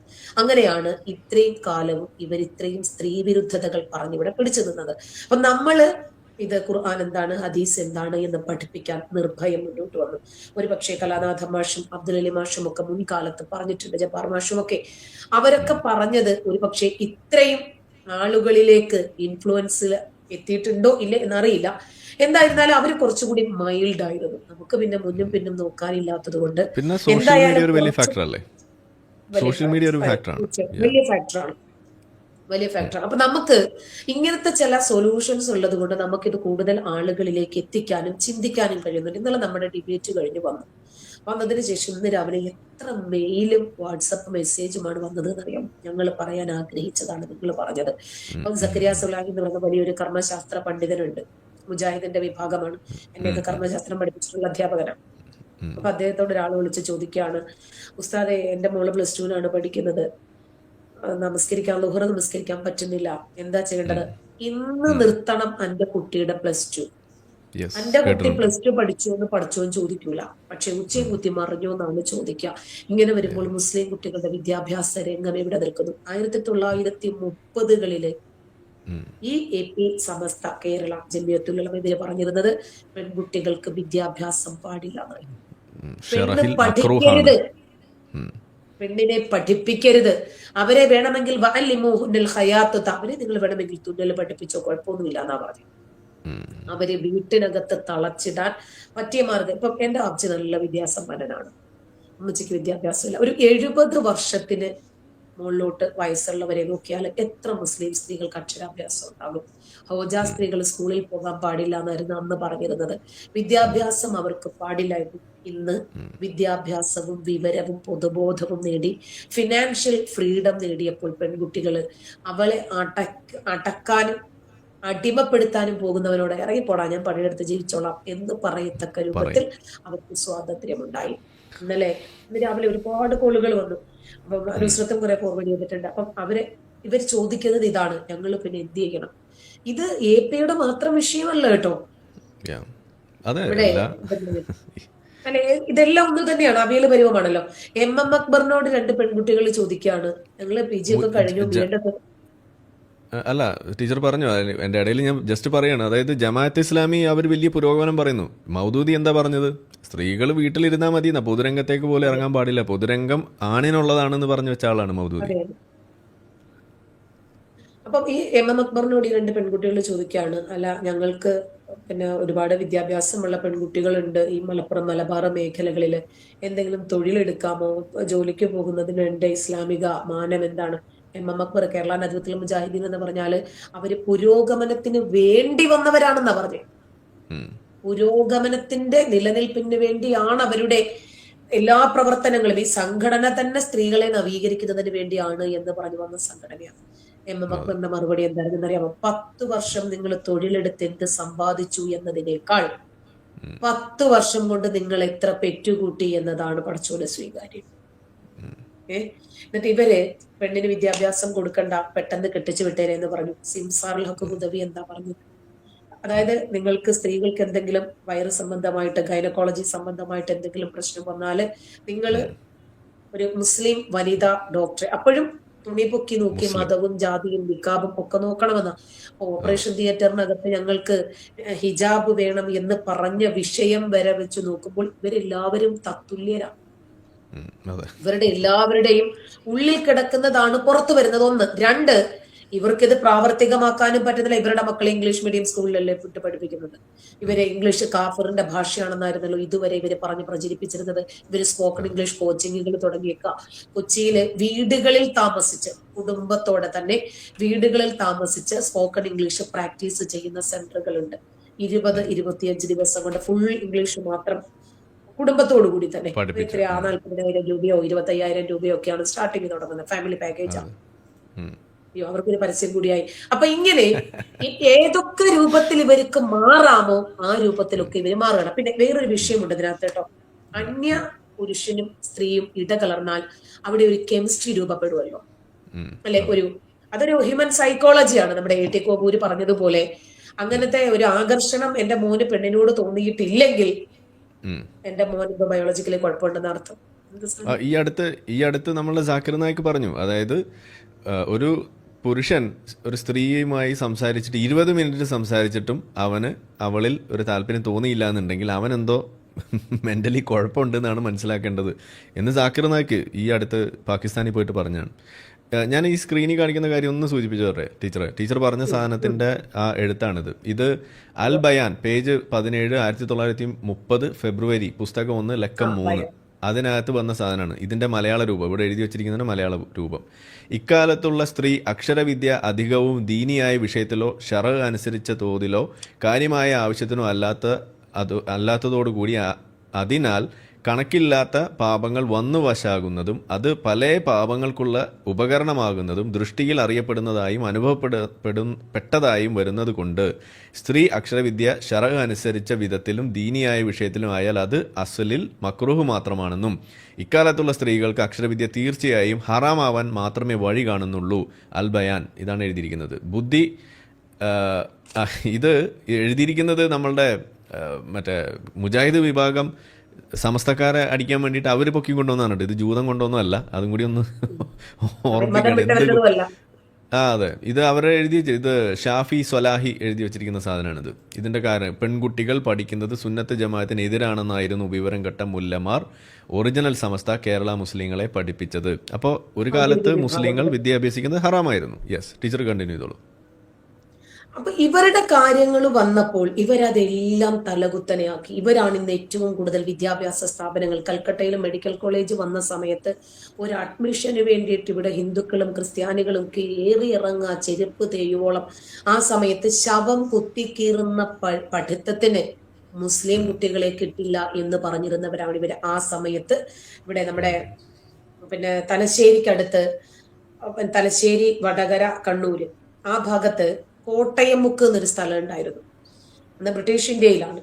ഈ കോട്ടയം മുക്കില് രാവിലെ മുതൽ വൈകുന്നേരം വരെ ആക്കി ബുസ്താനിൽ ഉലൂം എന്ന് പറയുന്ന ഒരു മദ്രസ. കാരണം ഇവരെ വിട്ടാലല്ലേ കുട്ടികൾ സ്കൂളിൽ പഠിക്കാൻ പോകുള്ളൂ. സ്കൂളിൽ പഠിക്കാൻ വിടാൻ പറ്റത്തില്ലല്ലോ, സ്കൂള് ഹറാമല്ലേ. അപ്പൊ രാവിലെ 10 മണി മുതൽ വൈകിട്ട് 4 മണി വരെ മദ്രസ. അപ്പം ബ്രിട്ടീഷുകാരല്ലേ, അവര് കുറച്ച് പുരോഗമനമുള്ളവർ. അവര് പറഞ്ഞു, ഈ കുട്ടികളെ എന്തെങ്കിലും ഒരു ഭാഷയൊന്നും പഠിപ്പിക്കും നിങ്ങള്, ഈ കുട്ടികൾക്ക് ഇത് മാത്രം പോരല്ലോ. അങ്ങനെ ഭാഷ പഠിപ്പിക്കുന്നവർക്ക് ഞങ്ങൾ വേണമെങ്കിൽ ബ്രിട്ടീഷ് സർക്കാരിന്റെ ഭാഗത്തു നിന്ന് ഒരു ഗ്രാന്റ് തരാം. അങ്ങനെ മുന്നോട്ട് വന്ന് അതിന് വന്നവർക്കും അറിയണ്ടേ, ഗ്രാന്റ് തരാമെന്ന് പറഞ്ഞു. അങ്ങനെ ഇൻസ്പെക്ഷന് വന്നിരിക്കുകയാണ് ഈ കോട്ടയം എന്ന് പറയുന്ന സ്ഥലത്ത്. 2-3 അന്ന് വൈസ്രോയി പ്രഭു അവരൊക്കെയാണല്ലോ വരിക. അങ്ങനെ ഇൻസ്പെക്ഷന് വരികയാണ്, ഇൻവിജിലേറ്റർ എന്നൊക്കെ നമ്മൾ ഇന്ന് പറയും.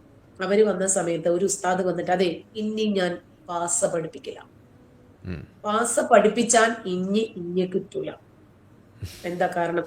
അതെ, ഞാൻ ഇന്നലെ ഒരു സ്വപ്നം കണ്ടു. എന്റെ കൂടെ പഠിച്ച ഇവരൊക്കെ എഴുതി വിട്ടതാണ് കേട്ടോ, ഇവരുടെ മാസികക്കകത്തുള്ള സംഗതിയാണിതേ, ഞാൻ പറഞ്ഞതല്ല. എന്നിട്ട് അദ്ദേഹത്തിന്റെ അനുഭവം എഴുതുന്നതാണ്. എന്റെ കയ്യിൽ എവിടെയോ കാണും, തപ്പണം ഉണ്ടത്. അപ്പോ ഞാനത് വടകര തലശ്ശേരിയിൽ പ്രസംഗിക്കാൻ പോയപ്പോഴത്തേക്കും ഒന്ന് റെഫർ ചെയ്യാൻ വേണ്ടിട്ട് എടുത്തതാ. ചിലപ്പോ ഗൂഗിളിൽ കിട്ടും, തപ്പിയാൽ കിട്ടും.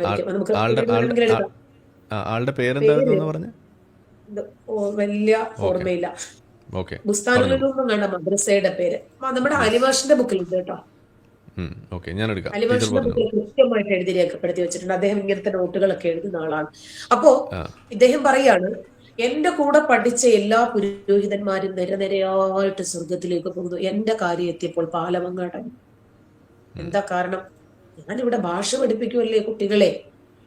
അപ്പൊ കുട്ടികളെ എഴുത്ത് വായനയും ഒക്കെ വേറെ ഭാഷകൾ മതമല്ലാത്ത വിഷയം പഠിപ്പിച്ചത് കൊണ്ട് എനിക്ക് സ്വർഗത്തിൽ കടക്കാൻ പറ്റിയില്ല. അതുകൊണ്ട് ഇനി മുതൽ ഞാൻ ഭാഷ പഠിപ്പിക്കില്ല, എനിക്ക് നിങ്ങളുടെ ഗ്രാൻഡും വേണ്ട. ഇങ്ങനെ ഈ സ്ത്രീകളുടെ അക്ഷരാഭ്യാസത്തെ, മുസ്ലിങ്ങളുടെ വിദ്യാഭ്യാസത്തെ അങ്ങേയറ്റം എതിർത്തിരുന്ന ഒരു മതമാണിത്. ഇവരിനിയും 6-ാം നൂറ്റാണ്ടിൽ നിന്നും വണ്ടി കിട്ടാതെ നിന്നിട്ട് ഇവര് ആധുനിക ജനതയെ 6-ാം നൂറ്റാണ്ടിന്റെ തൊഴുത്തിലേക്ക് കൊണ്ടുപോയി കെട്ടാൻ ശ്രമിക്കുമ്പോൾ പൗരധർമ്മം എന്ന നിലയിൽ നമ്മൾ അതിനെ എതിർത്തുകൊണ്ടേയിരിക്കും. എന്തൊക്കെ തന്നെ ട്രോളുകൾ ഉണ്ടായാലും കേസുകൾ ഉണ്ടായാലും ഇല്ലാ കഥകൾ പറഞ്ഞ് പ്രചരിപ്പിച്ചാലും ശരി, ഒച്ച കാലം മുന്നോട്ട് തന്നെ. ഇതെന്തായിരുന്നാലും ഒരു യുദ്ധമാണ്. ഈ യുദ്ധത്തിൽ ഇനി എന്തായിരുന്നാലും ഒരു മടങ്ങിപ്പോക്കില്ല. നമുക്കിനിപ്പോ നമ്മുടെ അയ്യൂബിനെ പോലെ എന്തെങ്കിലും തരാമെന്നൊക്കെ പറഞ്ഞിട്ട് മക്കളെ കെട്ടിക്കണ്ടേ, അത് ചെയ്യണ്ടേ, ഇത് ചെയ്യണ്ടേ, അത് വെച്ച് തരാം, ഇത് വെച്ച് തരാം ഇല്ല. അങ്ങനെ ഛർദിച്ചത് തന്നെയാണ്. അത് മനസ്സിലാക്കിയിട്ടാണ് ഒഴിവാക്കിയത്. വെറുതെ എന്തെങ്കിലും പറഞ്ഞു കേട്ടിട്ടോ, ഏതെങ്കിലും ഒരു ആനുകാലിക പുസ്തകം, ഒരു പ്രസംഗം ഒരാൾ പറഞ്ഞു അല്ല, നന്നായിട്ട് ഇത് ഇഴകീറി പോസ്റ്റ്മോർട്ടം ചെയ്ത് പഠിച്ചിട്ടാണ് ഇത് മാനവികമല്ല എന്ന് മനസ്സിലാക്കി ഉപേക്ഷിച്ചത്. അതുകൊണ്ട് എന്തായിരുന്നാലും ഇതിന് ഉൾകുന്ന പ്രശ്നമേ ഇല്ല. പിന്നെ കോള് വെച്ചിട്ടാരും വിളിച്ചില്ല അല്ലേ? വിളിക്കണ്ട്. ഞാനിത് ഇവിടെ സൈലന്റ് ആക്കി വെച്ചിരിക്കുകയാണ്. കോള് വന്നുകൊണ്ടേയിരിക്കുകയാണ്. നമുക്കൊരു വിശ്വാസിനെ അങ്ങോട്ട് വിളിച്ചാലോ. ഇന്ന് രാവിലെ മുതൽ എന്നെ വിളിച്ച് ബുദ്ധിമുട്ടിച്ചുകൊണ്ടിരിക്കുന്ന ഒരു വിശ്വാസിയുണ്ട് ജോലി സ്ഥലത്ത് ഇരിക്കുമ്പോഴേ. അത് അങ്ങോട്ട് തിരിച്ചു വിളിച്ചാലോ? ശരി, ഓക്കെ, ഒന്ന് വിളിച്ചു കളയാം.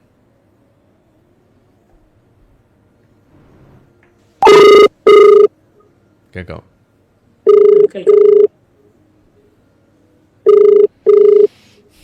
ടീച്ചർക്കുള്ള തെറിയായിരിക്കും. രണ്ടും കൽപ്പിച്ചിരുന്നോ? No problem. കേട്ടതിനപ്പുറം ഇനി എന്ത് കേൾക്കാൻ പോകുന്നു? താങ്കൾ വിളിക്കുന്ന വ്യക്തി ഇപ്പോൾ ബിസിയാണ്. ദയവായി അല്പസമയത്തിന് ശേഷം. ഇത് അങ്ങോട്ട് വിളിക്കുമ്പോൾ എടുക്കൂല. ഇതാണ് ഇവരുടെ കുഴപ്പം. എന്തായാലും ഇനി വിളിക്കാൻ നോക്കാം. ഇനി ഒരാളും കൂടി ഉണ്ട്. ഒരു സെക്കൻഡ്. അറബി വിളിച്ചാൽ ഒഴിവ് സമയങ്ങൾ ആനന്ദകരമാക്കാൻ അറബി വിളിച്ചാൽ നിങ്ങളുടെ സ്വന്തം അറബി വിളിച്ചാൽ. ഒരു സെക്കൻഡ്. പിന്നെ വീഡിയോ കണ്ടുകൊണ്ടിരിക്കുന്ന ആളുകൾ ലൈക്ക് ചെയ്യുക, ഷെയർ ചെയ്യുക, സബ്സ്ക്രൈബ് ചെയ്യുക. 2 ചാനലിലുണ്ട്. അടുത്ത കോൾ. ഇത് നമ്മളുടെ കെട്ടുകഥ കോയ. ഇന്ന് ഉച്ചയ്ക്ക് എന്നെ വിളിച്ചിട്ടുണ്ടായിരുന്നു. പുള്ളിക്ക് വീണ്ടും എന്തൊക്കെയോ പറയാനുണ്ട്. അപ്പം നമുക്ക് അങ്ങോട്ട് വിളിച്ചു കളയാം.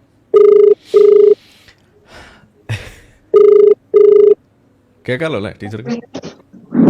ഹലോ ഹലോ, കെട്ടുകഥ കോയ അല്ലേ? പറഞ്ഞു. ഞാനും ഉണ്ട്, ജാമിദ ടീച്ചറും ഉണ്ട്. നിങ്ങൾക്ക് ചോദിച്ചോ? ഞാനും ഉണ്ട്, ജാമിദ ടീച്ചറും ഉണ്ട്. ഞാൻ ചോദിക്കട്ടെ? Okay okay. ഞാൻ പിന്നെ നിങ്ങൾക്ക് തിരക്കാണെ വിളിച്ച് ശല്യപ്പെടുത്തണ്ടോ? വളരെ നല്ല കാര്യം. ഇപ്പൊ തിരക്കില്ല, ഇപ്പൊ ലൈവിലാണ്. നിങ്ങൾ സംസാരിക്കുന്ന ലൈവാണ്. പറഞ്ഞോളൂ. ഒരു 2500 ആളുകൾ കണ്ടുകൊണ്ടിരിക്കുന്നുണ്ട്. 2000 ആളുകൾ കണ്ടുകൊണ്ടിരിക്കുന്നു. 2000, 3000, 10000 കണ്ടുകൊണ്ടിരിക്കണം. നമുക്ക് വിഷയമുള്ള കേസ് പറഞ്ഞോളൂ. പിന്നെ ഈ കാഫറുകളെ കണ്ടെടുത്ത് വെട്ടി കൊല്ലണം എന്നാണ് മുസ്ലിമിന്റെ നിയമം എന്ന് പറയുന്നു. എന്നിട്ട് എത്ര പേര് ഇവിടെ മതത്തിന്റെ പേരിൽ ആരെ കൊന്നിട്ടുണ്ട് നമ്മുടെ നാട്ടില്? കൊന്നിട്ടുണ്ടോന്നോ? നമ്മുടെ നാട്ടില് എത്ര പേര്? കാശ്മീരി പണ്ഡിറ്റുകൾ അറിയോ? ഇവിടത്തെ കാര്യം പറയുമ്പോ നിങ്ങൾ ഈ പാകിസ്ഥാനിലോട്ട് പോവാതെ, കാശ്മീരിലോട്ട് പോവാതെ, ആയിക്കോട്ടെ, കാശ്മീരിലോ പാകിസ്ഥാനിലോ നടക്കുന്ന സംഭവമല്ല പറയുന്നത്. പിന്നെ അപ്പൊ ഒരു ഖുർആനിലോ ഒരു പ്രവാചകനിലോ അങ്ങനെ നിയമം ഇപ്പം മുഹമ്മദ് നബി അങ്ങനെ പറഞ്ഞിട്ടുണ്ടെങ്കിൽ യാതൊരു സംശയം വേണ്ട. അതായത് മുഹമ്മദ് നബി അങ്ങനെ പറഞ്ഞിട്ടുണ്ടെങ്കിൽ ഉത്തരാണ് പറയുന്നത്. കാശ്മീരി പണ്ഡിറ്റുകളെ കുറിച്ച് കേട്ടിട്ടുണ്ടോ? കേട്ടിട്ടുണ്ട്. അവര് കാഫിറായിരുന്നില്ലേ? അതെ. അവരെ ആരാ കൊന്നത്? അവരെ കൊന്നത്, നാട് പിടിയിച്ചത് ആരാണ്? അതെല്ലാം വേറെ ഇതാ. നിങ്ങൾ പറയുന്ന പോലെ മുസ്ലിങ്ങൾ മതത്തിന്റെ പേരിൽ ആരെയും കൊന്നിട്ടില്ല. കാശ്മീരി പണ്ഡിറ്റുകളെ കൊന്നെന്ന് കൊന്നത് എന്തിനാണെന്നുള്ളത് നിങ്ങൾക്കറിയത്തില്ലല്ലോ. ആണല്ലോ, അത് നിങ്ങൾക്ക് അറിയില്ലേ? അതായിക്കോട്ടെന്നോ എന്തായിക്കോട്ടെന്നോ? കൊന്നോട്ടേന്നോ? അത് അവിടെ കാശ്മീരിലും പാകിസ്ഥാനിലും കാശ്മീർ ഇന്ത്യയിലാണ് കോയ. ഇനി അടുത്തത് ചോദിക്കൂ. നിങ്ങൾക്ക് ജാമിദ ടീച്ചറോട് എന്തെങ്കിലും ചോദിക്കാണെങ്കിൽ ചോദിക്കൂ. ജാമിദ ടീച്ചറോടൊന്നും ചോദിക്കുന്നത് ഞാൻ അവളോട് സംസാരിക്കാറില്ല. ഞാൻ പെണ്ണുങ്ങളോട് സംസാരിക്കേണ്ട കാര്യം നമുക്ക്. പെണ്ണുങ്ങളോട് എന്താ സംസാരിച്ചാൽ നിങ്ങളുടെ സാധനം ഊരി പോവോ? ഊരിപ്പോന്നല്ല എന്നാ പിന്നെ രണ്ട് വാക്ക് പറയൂ. നിങ്ങളുണ്ടല്ലോ, നിങ്ങളുള്ള പിന്നെ അവര് സംസാരിക്കേണ്ടവരുണ്ട്. ടീച്ചർക്ക് എന്തെങ്കിലും ഈ പെണ്ണുങ്ങളെ പേടിക്കുന്ന ഈ കോയോട് വല്ലതും പറയാനുണ്ടോ ടീച്ചർ? പെണ്ണുങ്ങളെ പേടിയൊന്നുമില്ല. പെണ്ണുങ്ങളെ എന്തിനാ പേടിക്കുന്നത്? നമ്മളെ ഒരു കുടുംബമായിട്ട് നമുക്ക് കെട്ടോളും പിള്ളേരെ കൊള്ളാം. അല്ല, ഒരു സെക്കൻഡ്, നിങ്ങൾ ഹോൾഡ് ചെയ്യൂ. ടീച്ചർക്ക് നിങ്ങളോട് എന്താ പറയാ? പേടിയൊന്നുമില്ല. ഒന്ന് ഹോൾഡ് ചെയ്യൂ. ഒന്നാമതായിട്ട് അല്ല, ഇതാരോ ആവട്ടെ സഹോദര, ഇത് ഹദീസ് അല്ല, ഖുർആൻ ആയത്താണ്. 9-ാം അധ്യായമായ സൂറത്ത് തൗബയിലെ 5-ാമത്തെ വചനമാണ്. കാഫിറുകളെ കണ്ടാൽ കണ്ടെത്തിയിടത്ത് വെച്ച് വെടിക്ക് വെട്ടിക്കൊള്ളുന്നത്. ആയിക്കോട്ടെ, അത് ഞാൻ ചോദിക്കുന്നത് നിങ്ങൾക്ക് എവിടെ നിന്ന് ഹദീസ് കിട്ടുന്ന എന്നാണ് ടീച്ചർ? ഈ നബിയെ കുറിച്ച് ചോദ്യത്തിന് മറുപടി പറയട്ടെ, എന്നിട്ടല്ലേ രണ്ടാമത് ചോദ്യം. കാഫിറുകളെ കൊല്ലാനൊന്നും ഒരു മതത്തിലും പറയുകയില്ല, പറഞ്ഞിട്ടുമില്ല. അത് ഇസ്ലാമെന്നല്ല, അത് ഇസ്ലാമൊന്നുമല്ല. 9:5 എന്താ പറഞ്ഞിരിക്കുന്നത്? അത് ഇസ്ലാമൊന്നുമല്ല, ക്രിസ്ത്യാനിയൊന്നുമല്ല, ഹിന്ദുവിനുമല്ല. ഒരു മതത്തിലും കൊല്ലാൻ പറഞ്ഞിട്ടില്ല ഭായി. അത് നിങ്ങൾ വെറുതെ തള്ളണ്ട. നമുക്ക് ഖുർആനിലും പറഞ്ഞിട്ടില്ല, ഹിന്ദു ഒരിടത്തും സമയം തരൂ സുഹൃത്തെ. നിങ്ങളൊരു ചോദ്യം ചോദിച്ചല്ലോ, ആ ചോദ്യത്തിന് റെസ്പോണ്ട് ചെയ്യട്ടെ. അടങ്ങ്. പറ. ഖുർആൻ ഇസ്ലാമിന്റെ പ്രമാണമാണല്ലോ. ഖുർആൻ ഇസ്ലാമിന്റെ പ്രമാണമാണ്. 9-ാം അധ്യായം 5-ാമത്തെ വചനത്തിൽ എന്താണ് പറഞ്ഞിരിക്കുന്നത് നിങ്ങൾ കണ്ടിട്ടുണ്ടോ? എന്റെ ഭായി, അത് സത്യം നിങ്ങൾ വളച്ചൊടിക്കുന്നതാണ്. നിങ്ങൾ അവിടെ നേരെയുള്ളത് നിങ്ങൾ പറയൂ, കേൾക്കാം. ഞാൻ പറയട്ടെ, നിങ്ങള് ഇപ്പം ഒരു മനുഷ്യന്റെ പടം വരയ്ക്കുന്നു, എന്നിട്ട്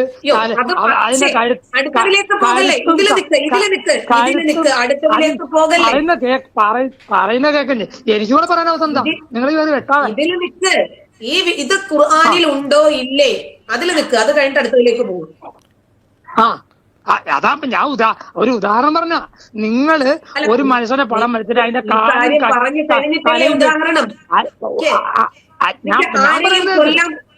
നിങ്ങൾ പറഞ്ഞതല്ലേ ഇതുവരെ കേട്ടത്. ഇനി അവിടെ നിക്ക് സുഹൃത്തെ, സുഹൃത്തെ നിങ്ങൾ അവിടെ നിക്ക്. 9-ാം അധ്യായമായ സൂറത്ത് തൗബയിലെ 5-ാമത്തെ വചനത്തിൽ പറഞ്ഞത്, ആ ബഹുദൈവ വിശ്വാസികളെ നിങ്ങൾ കണ്ടെത്തിയിടത്തു വെച്ച് കൊന്നുകളയുക എന്നാണ് പറഞ്ഞത്. ഒന്ന് ഇനി തരാം.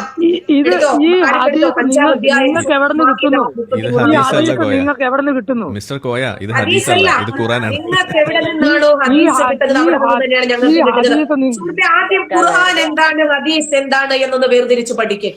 ഹദീസ് അല്ല, അത് പഠിക്കേണ്ട കാര്യമില്ല ഭായി. പഠിക്കേണ്ട കാര്യമില്ലേ? അത് പഠിക്കേണ്ട കാര്യമില്ല, ഞങ്ങൾക്കറിയാം. അതെ, അത് അവിടെ നിങ്ങളുടെ ഭാര്യയാണോ ഇരിക്കുന്നത്? ഭാര്യക്ക് ഫോൺ കൊടുക്കും. ഞങ്ങൾക്ക് പറയണ്ട, ഞങ്ങൾക്ക് അത് പഠിക്കേണ്ട കാര്യമില്ല. നിങ്ങളുടെ ഭാര്യയാണോ മകളാണോ? ആരാ അവിടെ? ഏതോ ഒരു സ്ത്രീ ശബ്ദം കേൾക്കുന്നുണ്ടല്ലോ. അതോ മാര്യത്തിൽ കിബിത്തിയാണോ നിങ്ങളുടെ വീട്ടിലെ?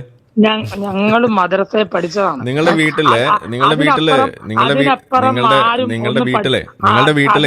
കേൾക്കൂ, നിങ്ങളുടെ വീട്ടിലെ അപ്പുറത്ത് മാര്യത്തിൽ കിബിത്തിയുടെ ശബ്ദം കേൾക്കുന്നുണ്ട്. ഒന്ന് ഫോൺ കൊടുത്തേ. അതായിക്കോട്ടെ, അയമ്പട്ടെ. ഇപ്പൊ ഞാൻ അവർക്ക് എന്തോ കാര്യം പറയാനുണ്ട്, സംസാരിക്കട്ടെ. എനിക്ക് താങ്കളോട് ഒരുപാട് കാര്യങ്ങൾ ചോദിക്കാനുണ്ട്. നിങ്ങളുടെ സ്ക്രീനിൽ ഇത് കാണുന്നുണ്ടോ? നമ്മളെ ലൈവ് സ്ക്രീനിൽ നിങ്ങളത് കാണുന്നുണ്ടോ? യൂട്യൂബ് എടുക്കൂ. അവിടെ ഞാനിപ്പോ സ്ക്രീനിൽ ഒരു സാധനം കാണിക്കുന്നുണ്ട്. ഇത് ഖുർആനാണോ ഹദീസാണോ എന്ന് നിങ്ങളൊന്ന് പറഞ്ഞാട്ടെ. ഞാൻ പഠിച്ചിട്ടുണ്ട് ഭായി. സ്ക്രീൻ എടുക്കൂ. നിങ്ങൾ യൂട്യൂബ് തുറക്കൂ.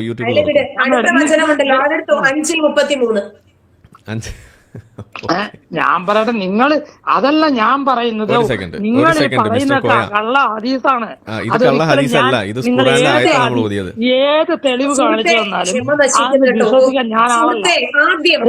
ഞാൻ ഏതെങ്കിലും തലയ്ക്കകത്ത് ആളുതാമസമുള്ളവരോടൊന്ന് ചോദിച്ചിട്ട് വാങ്ങുക.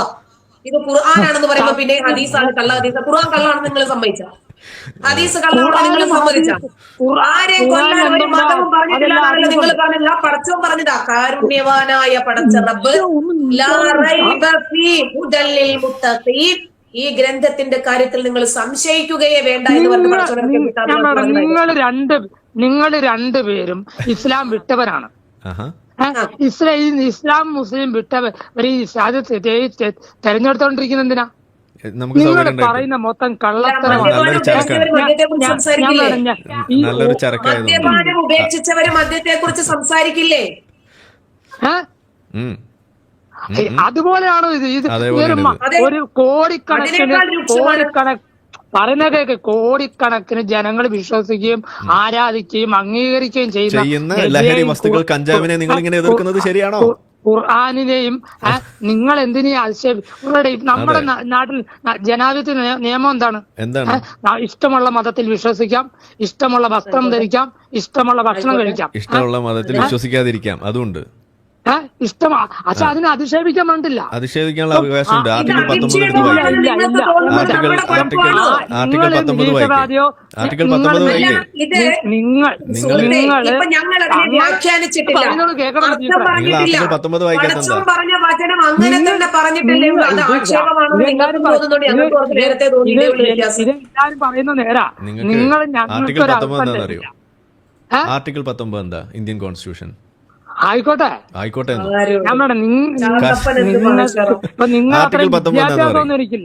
നിങ്ങൾക്ക് വിദ്യാഭ്യാസമല്ല, നിങ്ങൾക്ക് അറബി അറിയില്ല, ഖുർആൻ ഏതാ ഹദീസ് ഏതാന്ന് അറിയില്ല, എന്നിട്ട് കിടന്നിട്ട് ഇസ്ലാമിനെ രക്ഷിക്കും. എന്നാ പറയില്ലേ, ഇവിടെ സ്ക്രീനിൽ ഞാനിവിടെ ഒരു സാധനം വായിക്കാം. ഇത് ഖുർആനാണോ ഹദീസാണോ നിങ്ങളൊന്ന് പറയും. ഓക്കെ, പറഞ്ഞ നിങ്ങൾക്ക് ഞാൻ ഒരു എന്താ പറയാ ഒരു ഹൂറി പരാമർശം തരും. അങ്ങനെ ആ വിലക്കപ്പെട്ട മാസങ്ങൾ കഴിഞ്ഞാൽ ആ ബഹുദൈവ വിശ്വാസികളെ നിങ്ങൾ കണ്ടെത്തിയെടുത്ത് വെച്ച് കൊന്നുകളയുക, അവരെ പിടികൂടുകയും വളയുകയും അവർക്ക് വേണ്ടി പതിയിരിക്കുന്നിടത്തെല്ലാം പതിയിരിക്കുകയും ചെയ്യുക. ഇനി അവർ പശ്ചാത്തപിക്കുകയും നമസ്കാരം മുറ പോലെ നിർവഹിക്കുകയും സക്കാത്ത് നൽകുകയും ചെയ്യുന്ന പക്ഷം നിങ്ങൾ അവരുടെ വഴി ഒഴിവാക്കി കൊടുക്കുക. തീർച്ചയായും അള്ളാഹു ഏറെ പൊറുക്കുന്നവനും കരുണാനിധിയുമാണ്. എന്ന് വെച്ചാൽ ഇതൊന്നും ചെയ്തില്ലെങ്കിൽ അവരെ കൊന്നുകൊള്ളണം. ഇതാണ് എഴുതി വെച്ചിരിക്കുന്നത്. ഇത് ഖുറാനിലാണോ ഇത് ഹദീസിലാണോ എന്ന് പറഞ്ഞു. ഈ നിയമം ഉണ്ടെങ്കിൽ എത്ര പേരെ കൊന്നു? അതാ ഞാൻ പറഞ്ഞത്. 1921 മലബാർ കലാപത്തിൽ ഇവിടെ ഹിന്ദുക്കളെ കൊന്നോ? ഹിന്ദുക്കളെ കൊന്നോ? കാശ്മീരി പണ്ഡിറ്റുകളെ അവിടെയുള്ള കാശ്മീരിലെ മുസ്ലിങ്ങൾ കൊന്നോ? ചേകനൂർ മൗലവിക്ക് എന്താണ് സംഭവിച്ചത്? കോയമ്പത്തൂർ ഉക്കട ഫാറൂഖിന് എന്താണ് സംഭവിച്ചത്? ജോസഫ് മാഷിന് എന്താണ് സംഭവിച്ചത്? എന്നെ പലതവണ കൊല്ലാൻ ശ്രമിച്ചു ഞാൻ രക്ഷപ്പെട്ടു. ഞാൻ ആരെയും കൊന്നിട്ടില്ല. നമ്മുടെ വീടിന്റെ അടുത്ത് നിങ്ങൾ കൊന്നിട്ടില്ല. നിങ്ങൾ നല്ല മനുഷ്യനാണ്. I love you. അതുകൊണ്ടല്ലേ നിങ്ങൾ ഞാൻ വിളിച്ചത്. നിങ്ങളോട് അത്ര സ്നേഹമാണ്. ഇവിടെ നൂറുകണക്കിന് നൗഫൽക്ക, നിങ്ങളെ ഞമ്മക്ക് വലിയ ഇഷ്ടമാണ്. നിങ്ങളെ പെരുത്ത് മുഹബത്താണ് നിങ്ങളോട്. ഓക്കെ, അതുകൊണ്ടല്ലേ നിങ്ങൾ ഞമ്മള് വിളിച്ചത്. നിങ്ങൾ ഇത്രയൊക്കെ ഉണ്ടായിട്ട് ഞമ്മളെ കൊന്നില്ലല്ലോ. നിങ്ങളോട് അതിന് തീരാത്ത നമുക്ക് നന്ദിയുണ്ട്. എന്റെ ഭായി, ഞാനൊരു കാര്യം ചോദിച്ചോട്ടെ?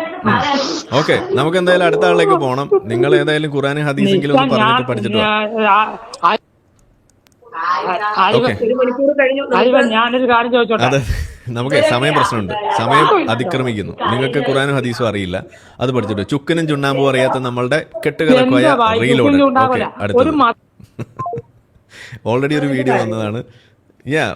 വീഡിയോ വന്നതാണ്. നമുക്ക് ഒരു വീഡിയോ കൂടിയായി. നമ്മളുടെ എഡിറ്റർ ബ്രോയ്ക്ക് വേണ്ടിയിട്ട് ഒരു ചെറിയ ബ്രേക്ക് ഒന്ന് കൊടുത്തോട്ടെ. ഒറ്റ സെക്കൻഡ്, ടീച്ചർ ഒന്ന് ഹോൾഡ് ചെയ്യും.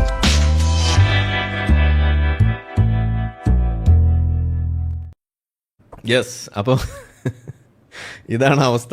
ഇത് ടീച്ചർക്ക് ഇപ്പം മനസ്സിലായി. ടീച്ചർ ഭയങ്കരമായിട്ട് ദേഷ്യം വരുന്നു. ദേഷ്യം വരരുത്, കൺട്രോൾ.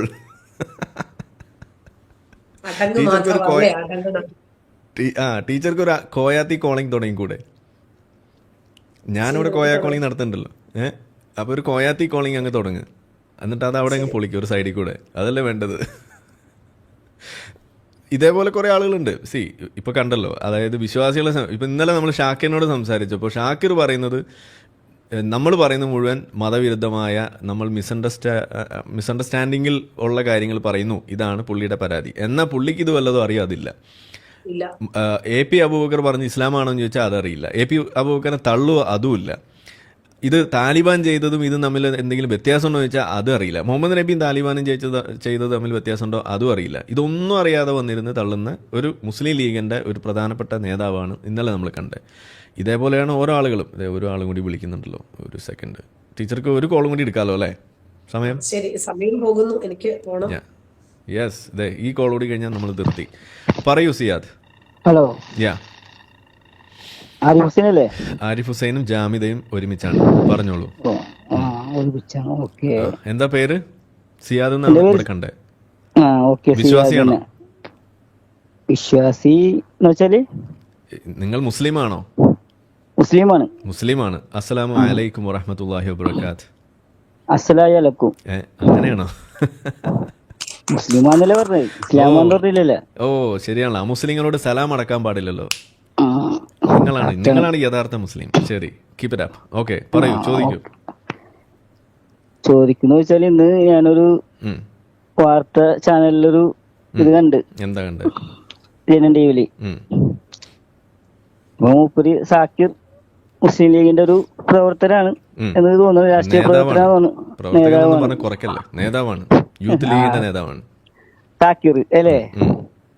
അവരെ പൊളിച്ചടിക്കുന്നുങ്ങ. അത് ഞാൻ കണ്ട്. നിങ്ങൾക്ക് എന്താ അതിനകത്ത് ചോദിക്കാനുള്ളത്? അതിനകത്ത് ചോദിക്കാൻ എനിക്കൊന്നുമില്ല, കാരണം ഞാൻ പോയി പഠിച്ചതാണ്. അതുകൊണ്ട് എനിക്ക് ചോദിക്കാനൊന്നുമില്ല. ഷാക്കിർ അതിനകത്ത് ഞങ്ങൾ തെറ്റിദ്ധരിച്ചിട്ട് പറഞ്ഞു എന്നാ പറയുന്നത്. നിങ്ങളുടെ പഠിപ്പ് വെച്ചിട്ട് അതിൽ നിങ്ങൾ കണ്ട കാര്യം ഒന്ന് ഷാക്കിറിനൊന്ന് പറഞ്ഞു കൊടുക്കാവോ? ഷാക്കിറിന് ഒരു മറുപടി എന്ന് പറഞ്ഞിട്ട് നമുക്ക് വീഡിയോ ഇട്ടേക്കാം, നിങ്ങളുടെ ശബ്ദം. അതിപ്പോ ഞാൻ എന്ത് പറയാനാണ്, ഇപ്പൊ അത് ഞാൻ കണ്ടിട്ട് ചിരിയാണ് എനിക്ക് വന്നത് കൂടുതലും. ഷാക്കിർ പറഞ്ഞു സ്ത്രീ ഭരിക്കുന്ന ഇടം അത് ഒരു അങ്ങനെ ഒരു രാജ്യം ഉണ്ടെങ്കിൽ അത് മുടിഞ്ഞു പോകും എന്ന ഹദീസ്, അത് ഞങ്ങൾ നുണ പറഞ്ഞതാണെന്നാണ് ഹദീസ് പറഞ്ഞു. അങ്ങനെ ഒരു ഹദീസ ഇല്ല എന്നാണ് ഷാക്കിർ പറയുന്നത്. അതേപോലെ സ്ത്രീയെ ഉപമിച്ചത് പട്ടിയോടും കഴുതയോടും, അങ്ങനെ ഒരു ഹദീസ ഇല്ല എന്നാണ് ഷാക്കിർ പറയുന്നത്. അതേപോലെ മറ്റു പല സാധനങ്ങളുണ്ടെന്ന് പറയാം. അങ്ങനത്തെ ഹദീസുകളൊന്നും ഇസ്ലാമിൽ ഇല്ല എന്നാണ് പുള്ളി പറയുന്നത്. നിങ്ങളുടെ പഠനത്തിൽ നിങ്ങൾ കണ്ടിട്ടുണ്ടോ അതൊക്കെ?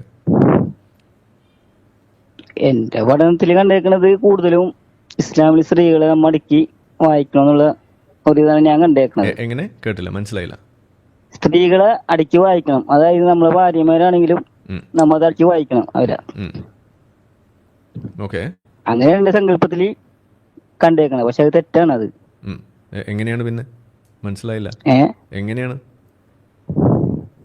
നമ്മ എങ്ങനെയാണ് ജോലിയായിട്ട് എടുക്കണം, അതുപോലെ തന്നെ അവരെയും ജോലിയായിട്ട് നടക്കണം, അത്രേ ഉള്ളൂ. അങ്ങനെയാണോ ഇസ്ലാമിൽ പഠിപ്പിക്കുന്നത്? ഇസ്ലാമിൽ അങ്ങനെയല്ല പഠിപ്പിക്കണത്. അടക്കി വാഴണം അങ്ങനെയാണോ ഉദ്ദേശിച്ചത്? അതാണോ ഉദ്ദേശിച്ചത് പറഞ്ഞത്? ഓ, നിങ്ങൾ മലപ്പുറംകാരാണ്. അടക്കി വായണം. ഓക്കെ, ഇപ്പൊ പിടികിട്ടി. ശരി, വേറെ എന്താണ് ഷാക്കിറിനോട് പറയാനുള്ളത്? വേറെന്ത് പറയാനാണ്? ഇത്രയൊക്കെ നിങ്ങൾക്ക് പഠിച്ചിട്ടും മനസ്സിലാക്കിയിട്ടും ഇപ്പോഴും നിങ്ങൾ എങ്ങനെയാ വിശ്വാസിയായിട്ട് നിലകൊള്ളുന്നപ്പോ?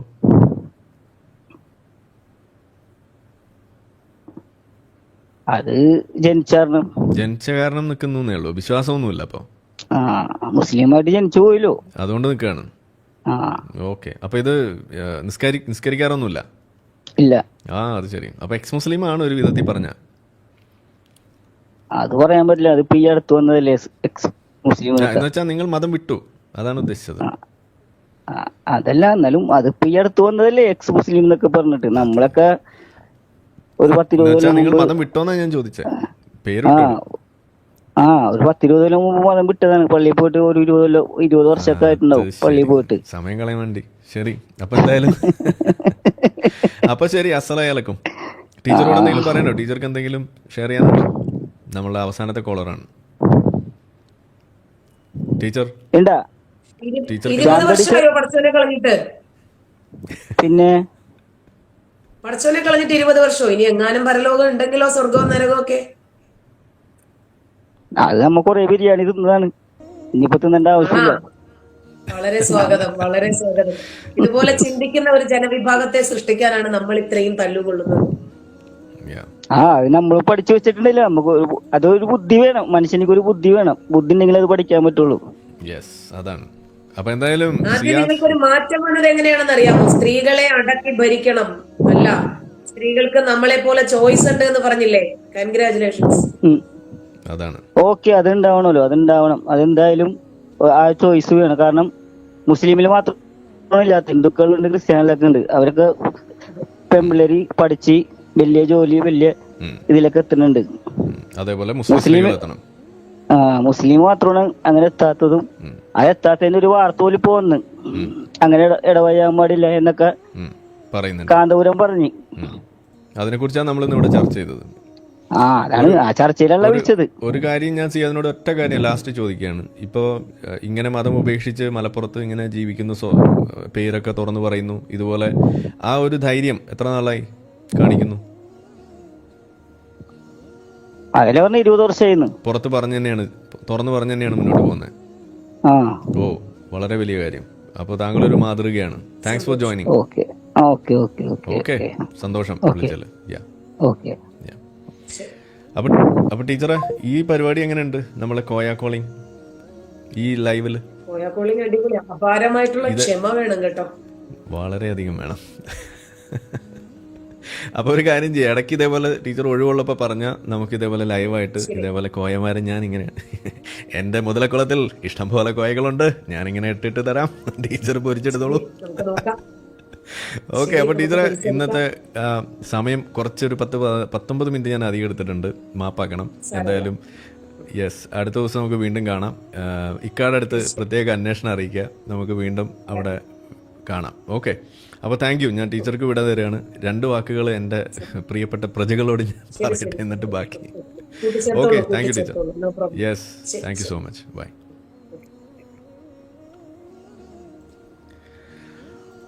യെസ്, അപ്പോൾ നമ്മളുടെ ലൈവ് ഇവിടെ അവസാനിച്ചു. കണ്ടു കാണും കാര്യങ്ങളൊക്കെ എങ്ങനെയാണ് പോയത് എന്നുള്ളത്. ഒരുപാട് കാര്യങ്ങൾ ഡിസ്കസ് ചെയ്തു. നമ്മൾ സാധാരണ പറയാനുള്ള പോലെ ഈ TV ചർച്ചയിലിരിക്കുമ്പോൾ സമയം ഒരു വലിയ ഇഷ്യൂ ആണ്. പിന്നെ ഈ ക്രോസ് ടോക്ക് വരാനും അതുപോലുള്ള സംഗതികളൊക്കെ പല കാര്യങ്ങളും നമുക്ക് മുഴുമിപ്പിക്കാൻ കഴിയാറില്ല, പലതും അങ്ങനെയാണ്. അപ്പോൾ എന്തായാലും ഈ ഒരു വിഷയത്തിൽ ഈ തരത്തിൽ കാര്യങ്ങൾ പങ്കുവെക്കാൻ നമ്മളുടെ ഇടയിൽ ഏറ്റവും അനുയോജ്യയായ ഒരു വ്യക്തി അതാരെന്ന് ചോദിച്ചു കഴിഞ്ഞാൽ അത് ടീച്ചർ തന്നെയാണ്. അതിൽ യാതൊരു തർക്കമില്ല. കാരണം ഈ സ്ത്രീയും ഇസ്ലാമും എന്ന് പറയുന്ന ഒരു വിഷയം വരുമ്പോൾ ഞാൻ തുടക്കത്തിൽ കാണിച്ച ആ ഒരു വീഡിയോ എൻ്റെ ഒരു യാത്രയിൽ പോലും തുടക്കത്തിൽ നമുക്കൊരു കാരണമായിട്ടുള്ളൊരു വീഡിയോ ആണ്. ഇസ്ലാമിലെ സ്ത്രീ സ്വാതന്ത്ര്യം ആ ഒരു പ്രസംഗം നിങ്ങൾ കേട്ടിട്ടില്ലെങ്കിൽ കേൾക്കുക. ഞാൻ പറ്റുമെങ്കിൽ നമ്മളെ ചാനലിൽ അതൊന്നുകൂടി സ്ട്രീം ചെയ്യാൻ പറ്റുമെന്ന് ഞാൻ പെർമിഷൻ എടുക്കണം, എന്നിട്ട് നമുക്ക് ചെയ്യാം. അതിനുള്ള വഴി നമുക്ക് ആലോചിക്കാം. നമ്മളുടെ കെട്ടുകഥക്കോയെ പിന്നെ വിളിക്കുന്നുണ്ട്, ചുമ്മാ ഒന്ന് എടുത്തു നോക്കാം എന്താണോ പുതിയ കാര്യം. ഹലോ, കട്ടാക്കിയതാണ്, നിങ്ങൾ സമയം കുറെ എടുക്കുന്നു. കട്ടാക്കിയതല്ലേ? പിന്നെ സമയം വേണം, അല്ലാതെ സമയമില്ലാത്ത ഞാനൊരു ആയത്ത് ഇവിടെ ഒരു സാധനം ഇവിടെ വായിച്ചു, അത് ഖുറാനിലാണോ ഹദീസിലാണോ എന്ന് നിങ്ങൾക്ക് പറയാൻ പറ്റുമോ? ഖുറാനിലാണോ ഹദീസിലാണോ എന്ന് ചോദിച്ചാൽ അത് സത്യമല്ല. ഖുറാനിൽ എഴുതിയതാണോ ഹദീസിൽ എഴുതിയത്? അതാദ്യം പറയൂ. അത് ഖുറാനിൽ നിന്നാണോ ഞാൻ വായിച്ചത് അതോ ഹദീസിൽ നിന്നാണോ ഞാൻ വായിച്ചത്? ഇത് ഹദീസിൽ നിന്നും ഖുറാനിൽ നിന്നല്ല. നിങ്ങൾ അതിന്റെ ശരിക്കുള്ള ഹദീസും ഖുറാനൊന്നും അല്ല. നിങ്ങൾ കടന്ന് മെഴുകി സമയം കളയരുത്. എല്ലാവർക്കും സമയം വളരെയധികം വിലപ്പെട്ടതാണ്. നിങ്ങൾ ചോദിച്ചതിന് കൃത്യമായിട്ട് ഉത്തരം പറഞ്ഞാൽ നിങ്ങൾക്ക് സംസാരിക്കാം, ഇല്ലെങ്കിൽ ഞാൻ കട്ട് ചെയ്യും. നിങ്ങൾ പറയുന്ന ഹദീസാണ്. നിങ്ങളുടെ കയ്യിൽ ഖുറാനുണ്ടോ വീട്ടില്? വീട്ടിൽ ഖുറാനുണ്ട്. ആ, ഒന്ന് എടുക്ക്, പോയെടുക്ക്. ഞാൻ വെയിറ്റ് ചെയ്തോളാം. അത് അറബി നിങ്ങൾ ഖുറാൻ എന്തോ പരിഭാഷ ഉണ്ടോ വീട്ടില്? പരിഭാഷ ഉണ്ടോ? പരിഭാഷ ഇല്ല, നമുക്ക് പരിഭാഷയുടെ ആവശ്യമില്ല. നമ്മൾ അറബിയാണ് പഠിച്ചത്. ആവശ്യമില്ലാത്ത തരം കോയാണ്. നിങ്ങൾക്ക് അറബി അറിയോ? ഇപ്പൊ പറഞ്ഞാൽ നമുക്ക് അറബി അറിയാം. അറബി നമ്മളെ ഓതി പഠിച്ചാണ്. അപ്പൊ അറബിയിൽ പറഞ്ഞാൽ നിങ്ങൾക്ക് അറബിയിൽ വായിച്ചാലൊക്കെ നിങ്ങൾക്ക് മനസ്സിലാവോ? അറബിയിൽ വായിച്ച അറബി ഭാഷ എന്ന് പറയില്ല. പിന്നെ നിങ്ങൾ എങ്ങനെയാ ഈ ഖുറാനിൽ എഴുതി വെച്ചിരിക്കുന്ന എന്താന്ന് നിങ്ങൾക്ക് എങ്ങനെ മനസ്സിലാവുക? ഖുർആൻ അർത്ഥം പഠിച്ചിട്ടുണ്ട്. അപ്പൊ നിങ്ങൾക്ക് ഇപ്പൊ ഞാനൊരു ആയത്ത് വായിച്ചാൽ നിങ്ങൾക്ക് അതിന്റെ അർത്ഥം മനസ്സിലാവോ?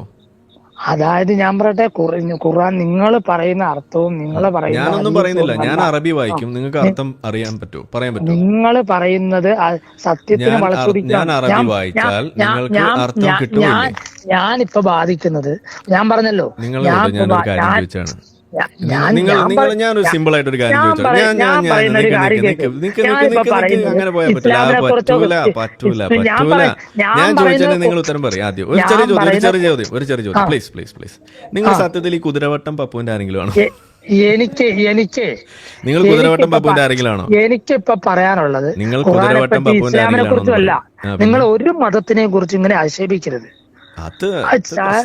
അങ്ങനൊന്നും പറഞ്ഞിട്ട് കാര്യമില്ല. ഒരു മതത്തിനെ കുറിച്ച് നിങ്ങൾ മതം വിട്ടവരാണ്. ഒന്ന് പോടുകയോ, നിങ്ങൾ മതം വിട്ടവരല്ലേ? അങ്ങനെയാണെങ്കിൽ നിങ്ങൾ നിങ്ങളെ കുറിച്ച് വല്ലതും പറയുന്നുണ്ടോ? ഞങ്ങളിപ്പോ ഇതുപോലെ ഒരു യൂട്യൂബർ ഉണ്ടാക്കി ഞങ്ങൾ നിങ്ങളെ കുറിച്ച് പറഞ്ഞുകൊണ്ട് നടക്കണം. ഫാത്തിഹ ഫാത്തിഹ ഞാൻ ഓതിയിട്ടുണ്ട്. ഒന്ന് ഓതിയേ, ഏഹ്? ഒന്ന് ഓത്. അഊദു ബില്ലാഹി മിനശ് ശൈത്വാനിർ റജീം ബിസ്മില്ലാഹിർ റഹ്മാനിർ റഹീം. അല്ല, നിങ്ങളും 10-20 ഇതുവരെ ഓതി പഠിച്ചതാണല്ലോ. അൽഹംദുലില്ലാഹി റബ്ബിൽ ആലമീൻ റഹ്മാനിർ റഹീം മാലികി യൗമിദ്ദീൻ ഇയ്യാക നഅ്ബുദു വ ഇയ്യാക നസ്തഈൻ ഇഹ്ദിനസ് സിറാത്തൽ മുസ്തഖീം സിറാത്തൽ ലദീന അൻഅംത അലൈഹിം. അത് നിങ്ങൾ ഓതാൻ പാടില്ല. നിർത്തു. അത് നിങ്ങൾ ഓതാൻ പാടില്ല. നിങ്ങൾ എന്താ പറഞ്ഞത്? അന്യമതത്തെ വിമർശിക്കാൻ പാടില്ല, കളിയാക്കാൻ പാടില്ല നിങ്ങൾ പറഞ്ഞില്ലേ? അന്യമതത്തെ കളിയാക്കാൻ പാടില്ല എന്ന് ഇസ്ലാമിനൊരു നിയമമുണ്ട്. നിങ്ങളത് പറഞ്ഞില്ലേ? പിന്നെ നിങ്ങൾ എന്താ അടിസ്ഥാനത്തില ഈ പറഞ്ഞ ഈ ഫാത്തിഹയിൽ ഈ ഭാഗം നിങ്ങൾ ഓതിയത്? ഇഹ്ദിന സിറാത്തൽ മുസ്തഖീം സിറാത്തൽ ലദീന അൻഅംത അലൈഹിം ഗൈറിൽ മഗ്ദൂബി അലൈഹിം വലദ്ദാലീൻ എന്ന് പറഞ്ഞ ഭാഗം നിങ്ങൾ എന്ത് അടിസ്ഥാനത്തിലാണ് ഓതുക? അതിന്റെ അർത്ഥം എന്താ ഒന്ന് പറഞ്ഞേ. അതിന്റെ അർത്ഥം എന്താ നിങ്ങൾ പറ. നിങ്ങളല്ലേ ഓതി പഠിച്ച ആള്. നിങ്ങൾ ഓതി പഠിച്ച ആളല്ലേ? നിങ്ങൾ ഓതി പഠിച്ച ആളല്ലേ? പറയൂ. ഓതി പഠിച്ച ആളാണ്. അപ്പൊ അതിന്റെ അർത്ഥം പറയൂ.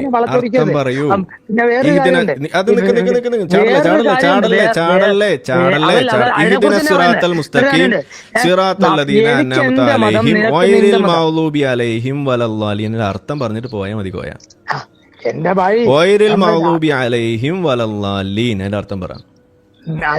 ഖുർആനിൽ ആരെയും ഗൈറിൽ മഗ്ദൂബി അലൈഹിം വലദ്ദാലീൻ അതിന്റെ അർത്ഥം പറ. അതിനർത്ഥം നിങ്ങൾ പറ. നിങ്ങളല്ലേ ഓതി പഠിച്ച ഗൈറിൽ മഗ്ദൂബി അലൈഹിം വലദ്ദാലീൻ അതിന്റെ അർത്ഥം പറ. എനിക്ക് അതിന്റെ അർത്ഥം അറിയത്തില്ല. ഇതിപ്പോ എവിടെ കിടക്കണം? ഒന്ന് പറ.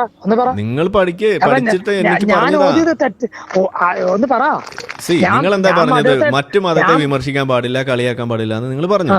എന്നിട്ട് നിങ്ങളോട് ഫാത്തിഹ ഓതാൻ പറഞ്ഞപ്പോ നിങ്ങൾ ഫാത്തിഹ ഓതുകയും ചെയ്തു. ഫാത്തിഹയിൽ ഈ പറഞ്ഞ ഭാഗത്തിന്റെ അർത്ഥം നിങ്ങൾ പറയും.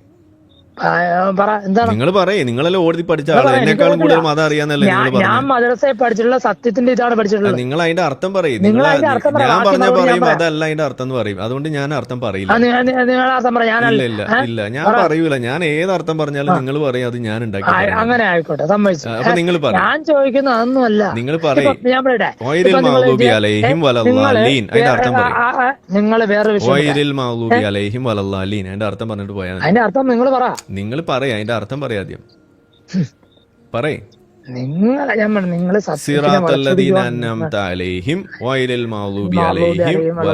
അതിന്റെ അർത്ഥം പറഞ്ഞിട്ട് പോയാൽ അപ്പുറത്ത് അതില് കൊല്ലാനോ അല്ലെങ്കിൽ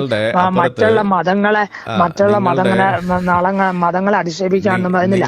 ഇവിടെ നിൽക്കുന്നില്ലേ? ചോദിച്ചിട്ട് പറ. ഒരു ക്രിസ്ത്യാനിയോ ഒരു മുസ്ലിമോ ഒരു ഹിന്ദുവോ ഒരു മതത്തിനെയും കൊല്ലാൻ പറയുന്നില്ല. നിങ്ങൾ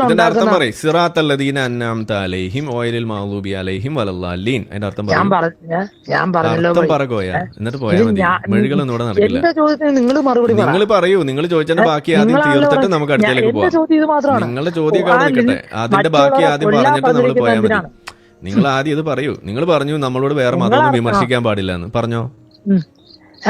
മതം നമ്മൾ എന്തിനാ വിമർശിക്കണേ? കളിയാക്കാൻ പാടില്ല നിങ്ങൾ പറഞ്ഞോ. ഖുർആൻ ഒരു മതത്തിനും കളിയാക്കാൻ പാടില്ല. അപ്പൊ പിന്നെ നിങ്ങൾ ഈ ഫാത്തിഹ എന്ത് അടിസ്ഥാനത്തിൽ നിങ്ങൾക്ക് ഓതാൻ കഴിയും? കാരണം ഫാത്തിഹയിൽ കിടക്കുന്നത് അന്യമത നിന്ദയാണ്. അന്യമത നിന്ദയില്ല. അപ്പൊ നിങ്ങൾ ഇതിന്റെ അർത്ഥം പറയും.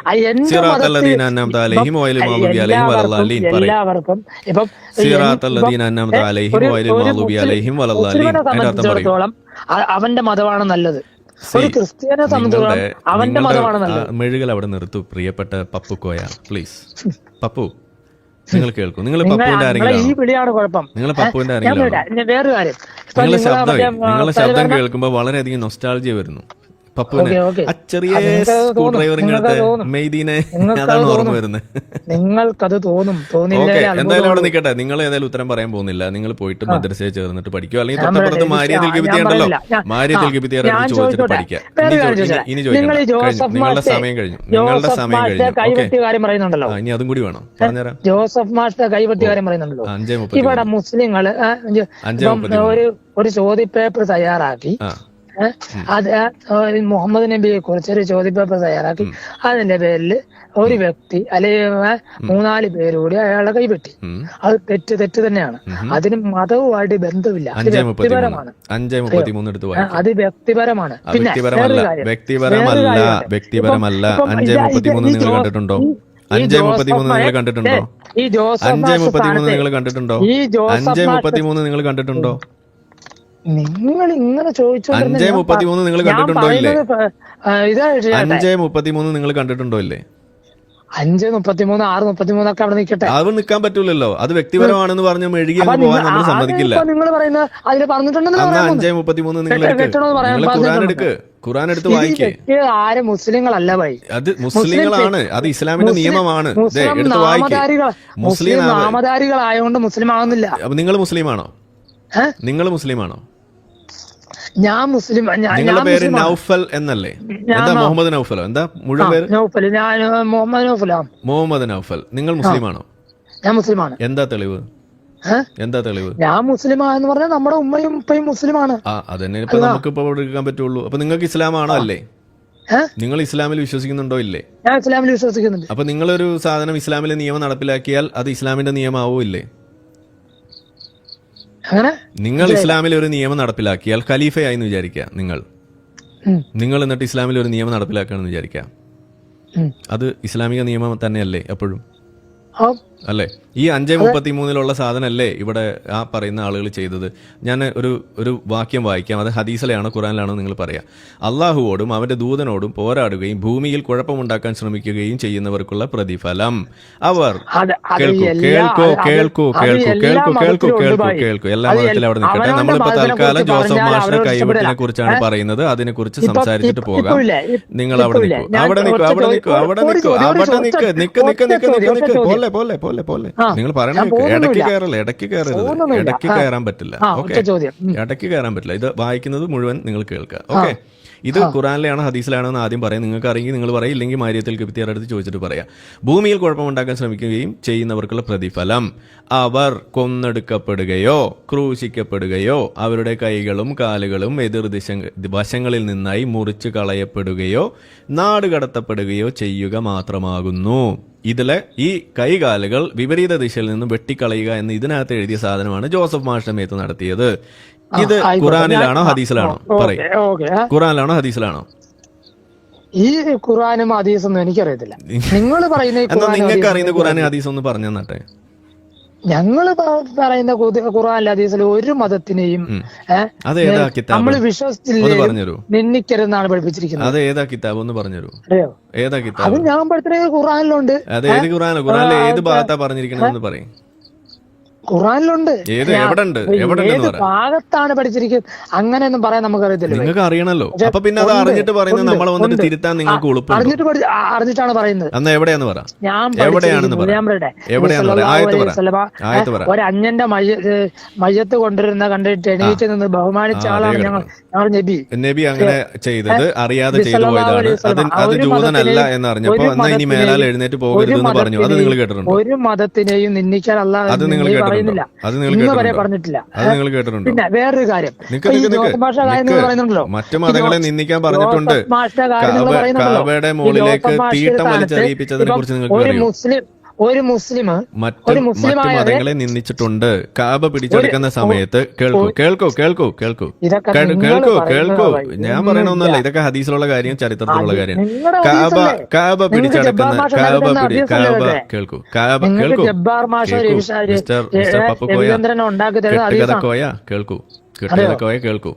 ഓക്കെ. കാബ പിടിച്ചെടുക്കുന്ന സമയത്ത്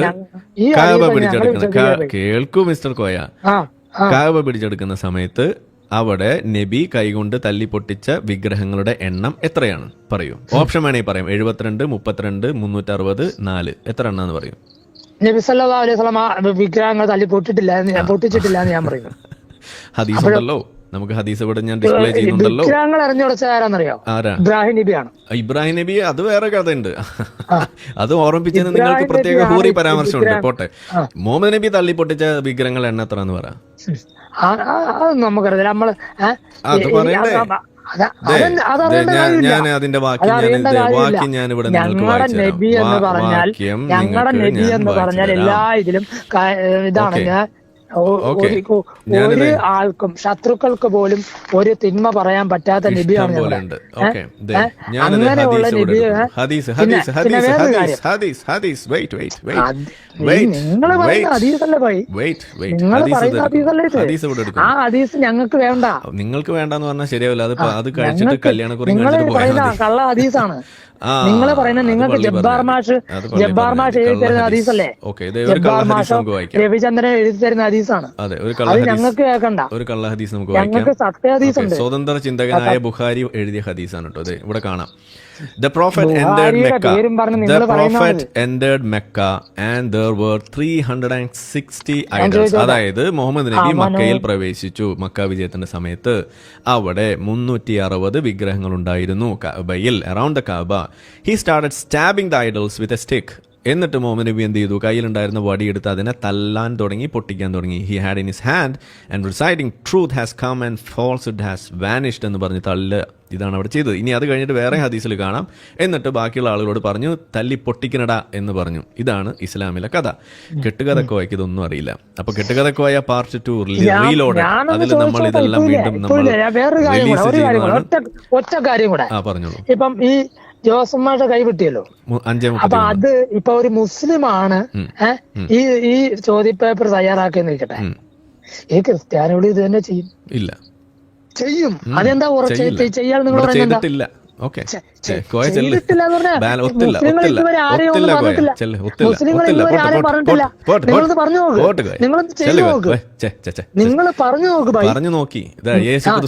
നിങ്ങളൊരു ക്രിസ്ത്യാനെ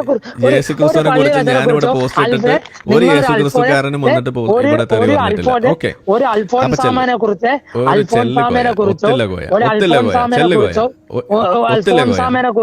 ഒരു അച്ഛനെ കുറിച്ചോ ഏതെങ്കിലും ഒരു ബൈബിളിനെ കുറിച്ചോ നിങ്ങളൊന്ന് വേണ്ടാതീനം പറഞ്ഞു. നിങ്ങളൊന്ന് പറഞ്ഞു നിങ്ങളെ തല വിട്ടോന്ന് നമുക്കൊന്ന് കാണാലോ. നിങ്ങളൊന്ന് പറയും. ഞാൻ പറയല, പേടിയുണ്ടോ? ഞാൻ ഇപ്പൊ ഞങ്ങളുടെ ഈ ഈരാറ്റുപേട്ട എന്ന് പറയുന്നിടത്ത് തീക്കോയി എന്ന് പറയുന്ന സ്ഥലമുണ്ട്. അവിടെ ക്രിസ്ത്യാനികളും ഹിന്ദുക്കളും തിങ്ങിപ്പാർക്കുന്ന സ്ഥലമാണ്. ഞാൻ അവിടെ പോയിട്ട് ഒരു ഭിത്തിയിൽ എഴുതി വെക്കില്ല അവരുടെ മതത്തിനെ കുറിച്ച് ആള്. അടി കിട്ടും. അപ്പം വേറെ കാര്യങ്ങളെ. അപ്പൊ അത്രയും ഒരു ബുദ്ധിയും ഇല്ലാതെ എനിക്ക് ആ ചിന്തിക്കാനുള്ള കഴിവുണ്ട്. ഈ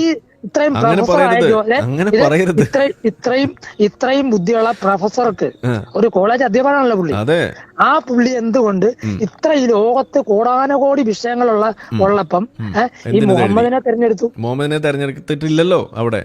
മുഹമ്മദിന്റെ അതൊരു പുസ്തകത്തിലുള്ള സാധനം. എന്തുകൊണ്ട് ഇനി പറയാം, പോട്ടെ, മൂപ്പരെന്താ തെരഞ്ഞെടുത്തുള്ളത് പോട്ടെ. പക്ഷെ എന്തുകൊണ്ട് കൈവെട്ടി എന്ന് വെച്ച് കഴിഞ്ഞാൽ ആ കൈവെട്ടിയ ആളുകളൊക്കെ നിങ്ങളെ മാതിരിയായിരുന്നു, മന്ദബുദ്ധികളായിരുന്നു. അപ്പൊ ശരി, okay, good night, good night, good night. ഓ, തീരൂല. അപ്പൊ ഇതാണ് കഥ. അപ്പൊ എഡിറ്റർ ബ്രോ, നമുക്കുള്ള പണിയായി. ഓക്കെ, കട്ട് ചെയ്തിട്ടോളൂ. നമുക്കുള്ള കോണ്ടന്റ് നമ്മുടെ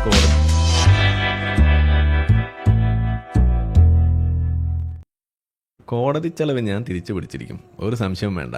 ഓക്കെ, എത്ര കോയമാർ വിളിക്കുന്നോ അത്രയും കണ്ട് എൻ്റെ കോടതി ചെലവാണ് ഞാൻ തിരിച്ചു പിടിച്ചുകൊണ്ടിരിക്കുന്നത്. സോ നിങ്ങൾ എന്നെക്കൊണ്ട് സ്പെൻഡ്, എൻ്റെ ഒരു ഫോണാണ് ഞാൻ അവിടെ കൊടുത്തിരിക്കുന്നത്. ഓക്കെ, ഒരു ഐഫോൺ കൊടുക്കേണ്ടി വന്നു അവർക്ക് ചെക്ക് ചെയ്യാൻ വേണ്ടിയിട്ട്. അത് നമ്മളിവിടെ തിരിച്ചു പിടിച്ചിരിക്കും, ഡോണ്ട് വെറി. അപ്പോൾ ഇതാണ് കഥ. അപ്പോൾ എന്തായാലും കാര്യങ്ങൾ ഇങ്ങനെ പോകുന്നു. മൂപ്പര് പിന്നെ വിളിച്ചുകൊണ്ടിരിക്കാൻ കേട്ടോ. ഇനി നമ്മൾ എടുക്കണ്ടല്ലോ, നിങ്ങൾ പറയും. എനിക്ക് വയ്യ, വിശക്കുണ്ട്, പള്ള തള്ളയ്ക്ക് വിളിക്കേണ്ട, അതുകൊണ്ട് ഞാൻ ഇപ്പോൾ എടുക്കുന്നില്ല. അപ്പോൾ കാര്യങ്ങൾ ഇങ്ങനെയൊക്കെയാണ് കാര്യങ്ങൾ. അപ്പോൾ എന്തായാലും അവസാനം ഒരു ഭീഷണിയല്ലേ ഉണ്ടായത്? അതെ, ഭീഷണി തന്നെയാണ് ഉണ്ടായത്. പുള്ളിക്ക് എന്താ വെച്ചാൽ ക്രിസ്ത്യാനികൾ വാളെടുക്കുന്നില്ല, അതാണ് പുള്ളിയുടെ പ്രശ്നം. അവരും കൂടി വാളെടുത്തിട്ട് വേണം അതേ കണ്ടില്ല അവരും വാളെടുക്കുന്നു എന്ന് പറയാൻ. അത് നടക്കില്ല. ഇതാണ് കഥ. അപ്പോൾ അതുകൊണ്ട് നമ്മളുടെ പ്രിയപ്പെട്ട നൗഫൽ അറിയാൻ വേണ്ടിയിട്ട് പറയും. മുഹമ്മദ് നൗഫൽ എന്നല്ല പേര് പറഞ്ഞത്. അതെ, അറിയാൻ വേണ്ടിയിട്ട് പറയാണ്, നിങ്ങൾ ചിന്തിക്കുന്ന മാതിരി അല്ല ഇവിടെയുള്ള ഭൂരിപക്ഷം മുസ്ലിങ്ങളും ചിന്തിക്കുന്നത്. അവർ ഇസ്ലാം പഠിക്കുന്നുണ്ട്. നിങ്ങൾക്കൊരു വാക്യം വായിച്ചു കഴിഞ്ഞാൽ അത് ഹദീസുകളാണോ ഖുറാനിലാണോ എന്ന് പോലും തിരിച്ചറിയാത്ത നമ്മളുടെ എഡിറ്റർ ബ്രോട്ട് ആ ടൈറ്റിലാണ് എനിക്ക് ഓർമ്മ. ചുക്കും ചുണ്ണാമ്പും തിരിച്ചറിയാത്ത ആളാണ്. ഇങ്ങനെയുള്ള ആളുകളാണ് ഇസ്ലാമിനെ രക്ഷിക്കാൻ വേണ്ടി വരുന്നത്. ഏതെങ്കിലും സുഹിരിയോ വല്ല ഹൈത്തമിയോ അല്ല അങ്ങനെ ആരെങ്കിലുമൊക്കെ ഇവിടെ കറങ്ങി നടപ്പുണ്ടെങ്കിൽ ഒന്ന് വന്ന് ഇസ്ലാമിനെ ഒന്ന് രക്ഷിച്ചു കൊടുക്കുക എൻ്റെ പൊന്നണ്ണന്മാരെ. ഇതേപോലെയുള്ള പാവം പിടിച്ച ആളുകളെ ഒന്നും പിടിച്ചു വിട്ടിട്ട് ഇതേപോലെ ഉള്ള ഊക്ക് മുഴുവൻ ഇസ്ലാമിന് വാങ്ങിച്ചു കൊടുക്കുന്ന അവസ്ഥ നിങ്ങൾ ഉണ്ടാക്കാതിരിക്കുക. ഇത് കുറച്ച് കാലം കൂടിയൊക്കെ തള്ളി നീക്കിയൊക്കെ പോകണം എന്ന ഒരാഗ്രഹം എനിക്കുണ്ട്. കാരണം കോടതി ചെലവ് കുറേ ഉള്ളതാണ്, തിരിച്ചു പിടിക്കേണ്ടതാണ്. അപ്പോൾ അതുകൊണ്ട് നിങ്ങൾ നമ്മളെ ബിരിയാണി തീറ്റ മുറ്റിക്കരുത് എന്നാണ് എനിക്ക് പറയാനുള്ളത്. അപ്പോൾ എന്തായാലും ഇത്രയും പറഞ്ഞുകൊണ്ട് തൽക്കാലം ഞാനിവിടെ നിർത്തുകയാണ്, അല്ലെങ്കിൽ ഇന്നിപ്പോൾ തീരൂല. അപ്പോൾ നമ്മളുടെ വീഡിയോ കണ്ടുകൊണ്ടിരിക്കുന്ന ആളുകൾ ലൈക്ക് ചെയ്തും ഷെയർ ചെയ്തും അതുപോലെ സബ്സ്ക്രൈബ് ചെയ്തിട്ടും നമ്മളെ സപ്പോർട്ട് ചെയ്യുക. പരമാവധി നമ്മളുടെ ഈ ഒരു ആക്ടിവിറ്റിയിൽ നിങ്ങളുടെ ഭാഗമാകാൻ ശ്രമിക്കുക എന്നാണ് എനിക്ക് ആദ്യവും അവസാനവും പറയാനുള്ളത്. ഇതുവരെ നിങ്ങൾ ചെയ്തിട്ടുണ്ട്. അപ്പോൾ അതുകൊണ്ട് തൽക്കാലം ഇത്രയും പറഞ്ഞുകൊണ്ട് നമ്മളിവിടെ നിർത്തുന്നു. എല്ലാവർക്കും ഒരിക്കൽ കൂടി ശുഭരാത്രി പറഞ്ഞുകൊണ്ട് നിർത്തുന്നു. കോളുകൾ വന്നുകൊണ്ടിരിക്കുകയാണ്, നമ്മൾ മൈൻഡ് ചെയ്യുന്നില്ല. ഇനി ഉറങ്ങേണ്ട സമയമാണ്. അപ്പോൾ ഗുഡ് നൈറ്റ്. നമ്മളെ വീഡിയോ കണ്ടുകൊണ്ടിരിക്കുന്ന ആളുകൾ ചാനൽ സബ്സ്ക്രൈബ് ചെയ്തിട്ടില്ല എന്നുണ്ടെങ്കിൽ അത് ചെയ്ത് നമ്മളെ സപ്പോർട്ട് ചെയ്യുക. മറ്റു രീതിയിൽ സപ്പോർട്ട് ചെയ്യാൻ ആഗ്രഹിക്കുന്ന ആളുകൾക്ക് അതിൻ്റെ ഡീറ്റെയിൽസ് ഡിസ്ക്രിപ്ഷനിലുണ്ട്. നിങ്ങളുടെ ഓരോ ലൈക്കും ഷെയറും അതുപോലെ കമൻ്റ് ഇടുന്നതും ഈ വീഡിയോ അതിൻ്റെ താഴെ വരുന്ന കമൻറ്റുകൾക്ക് നിങ്ങൾ പ്രതികരിക്കുന്നതെല്ലാം തന്നെ വീഡിയോയുടെ റീച്ച് കൂടുന്നതിന് വലിയ തോതിൽ ഉപകാരപ്പെടുന്ന സംഗതിയാണ്. അപ്പോൾ അതുകൊണ്ട് അതിൽ നിങ്ങൾ ഏർപ്പെടണം എന്നും കൂടി ഞാൻ അഭ്യർത്ഥിക്കുകയാണ്. മറ്റുള്ള രീതിയിലുള്ള സപ്പോർട്ട് തുടർന്നും നിങ്ങളുടെ ഭാഗത്തുനിന്നുണ്ടാവും എന്ന് പ്രതീക്ഷിക്കുന്നു.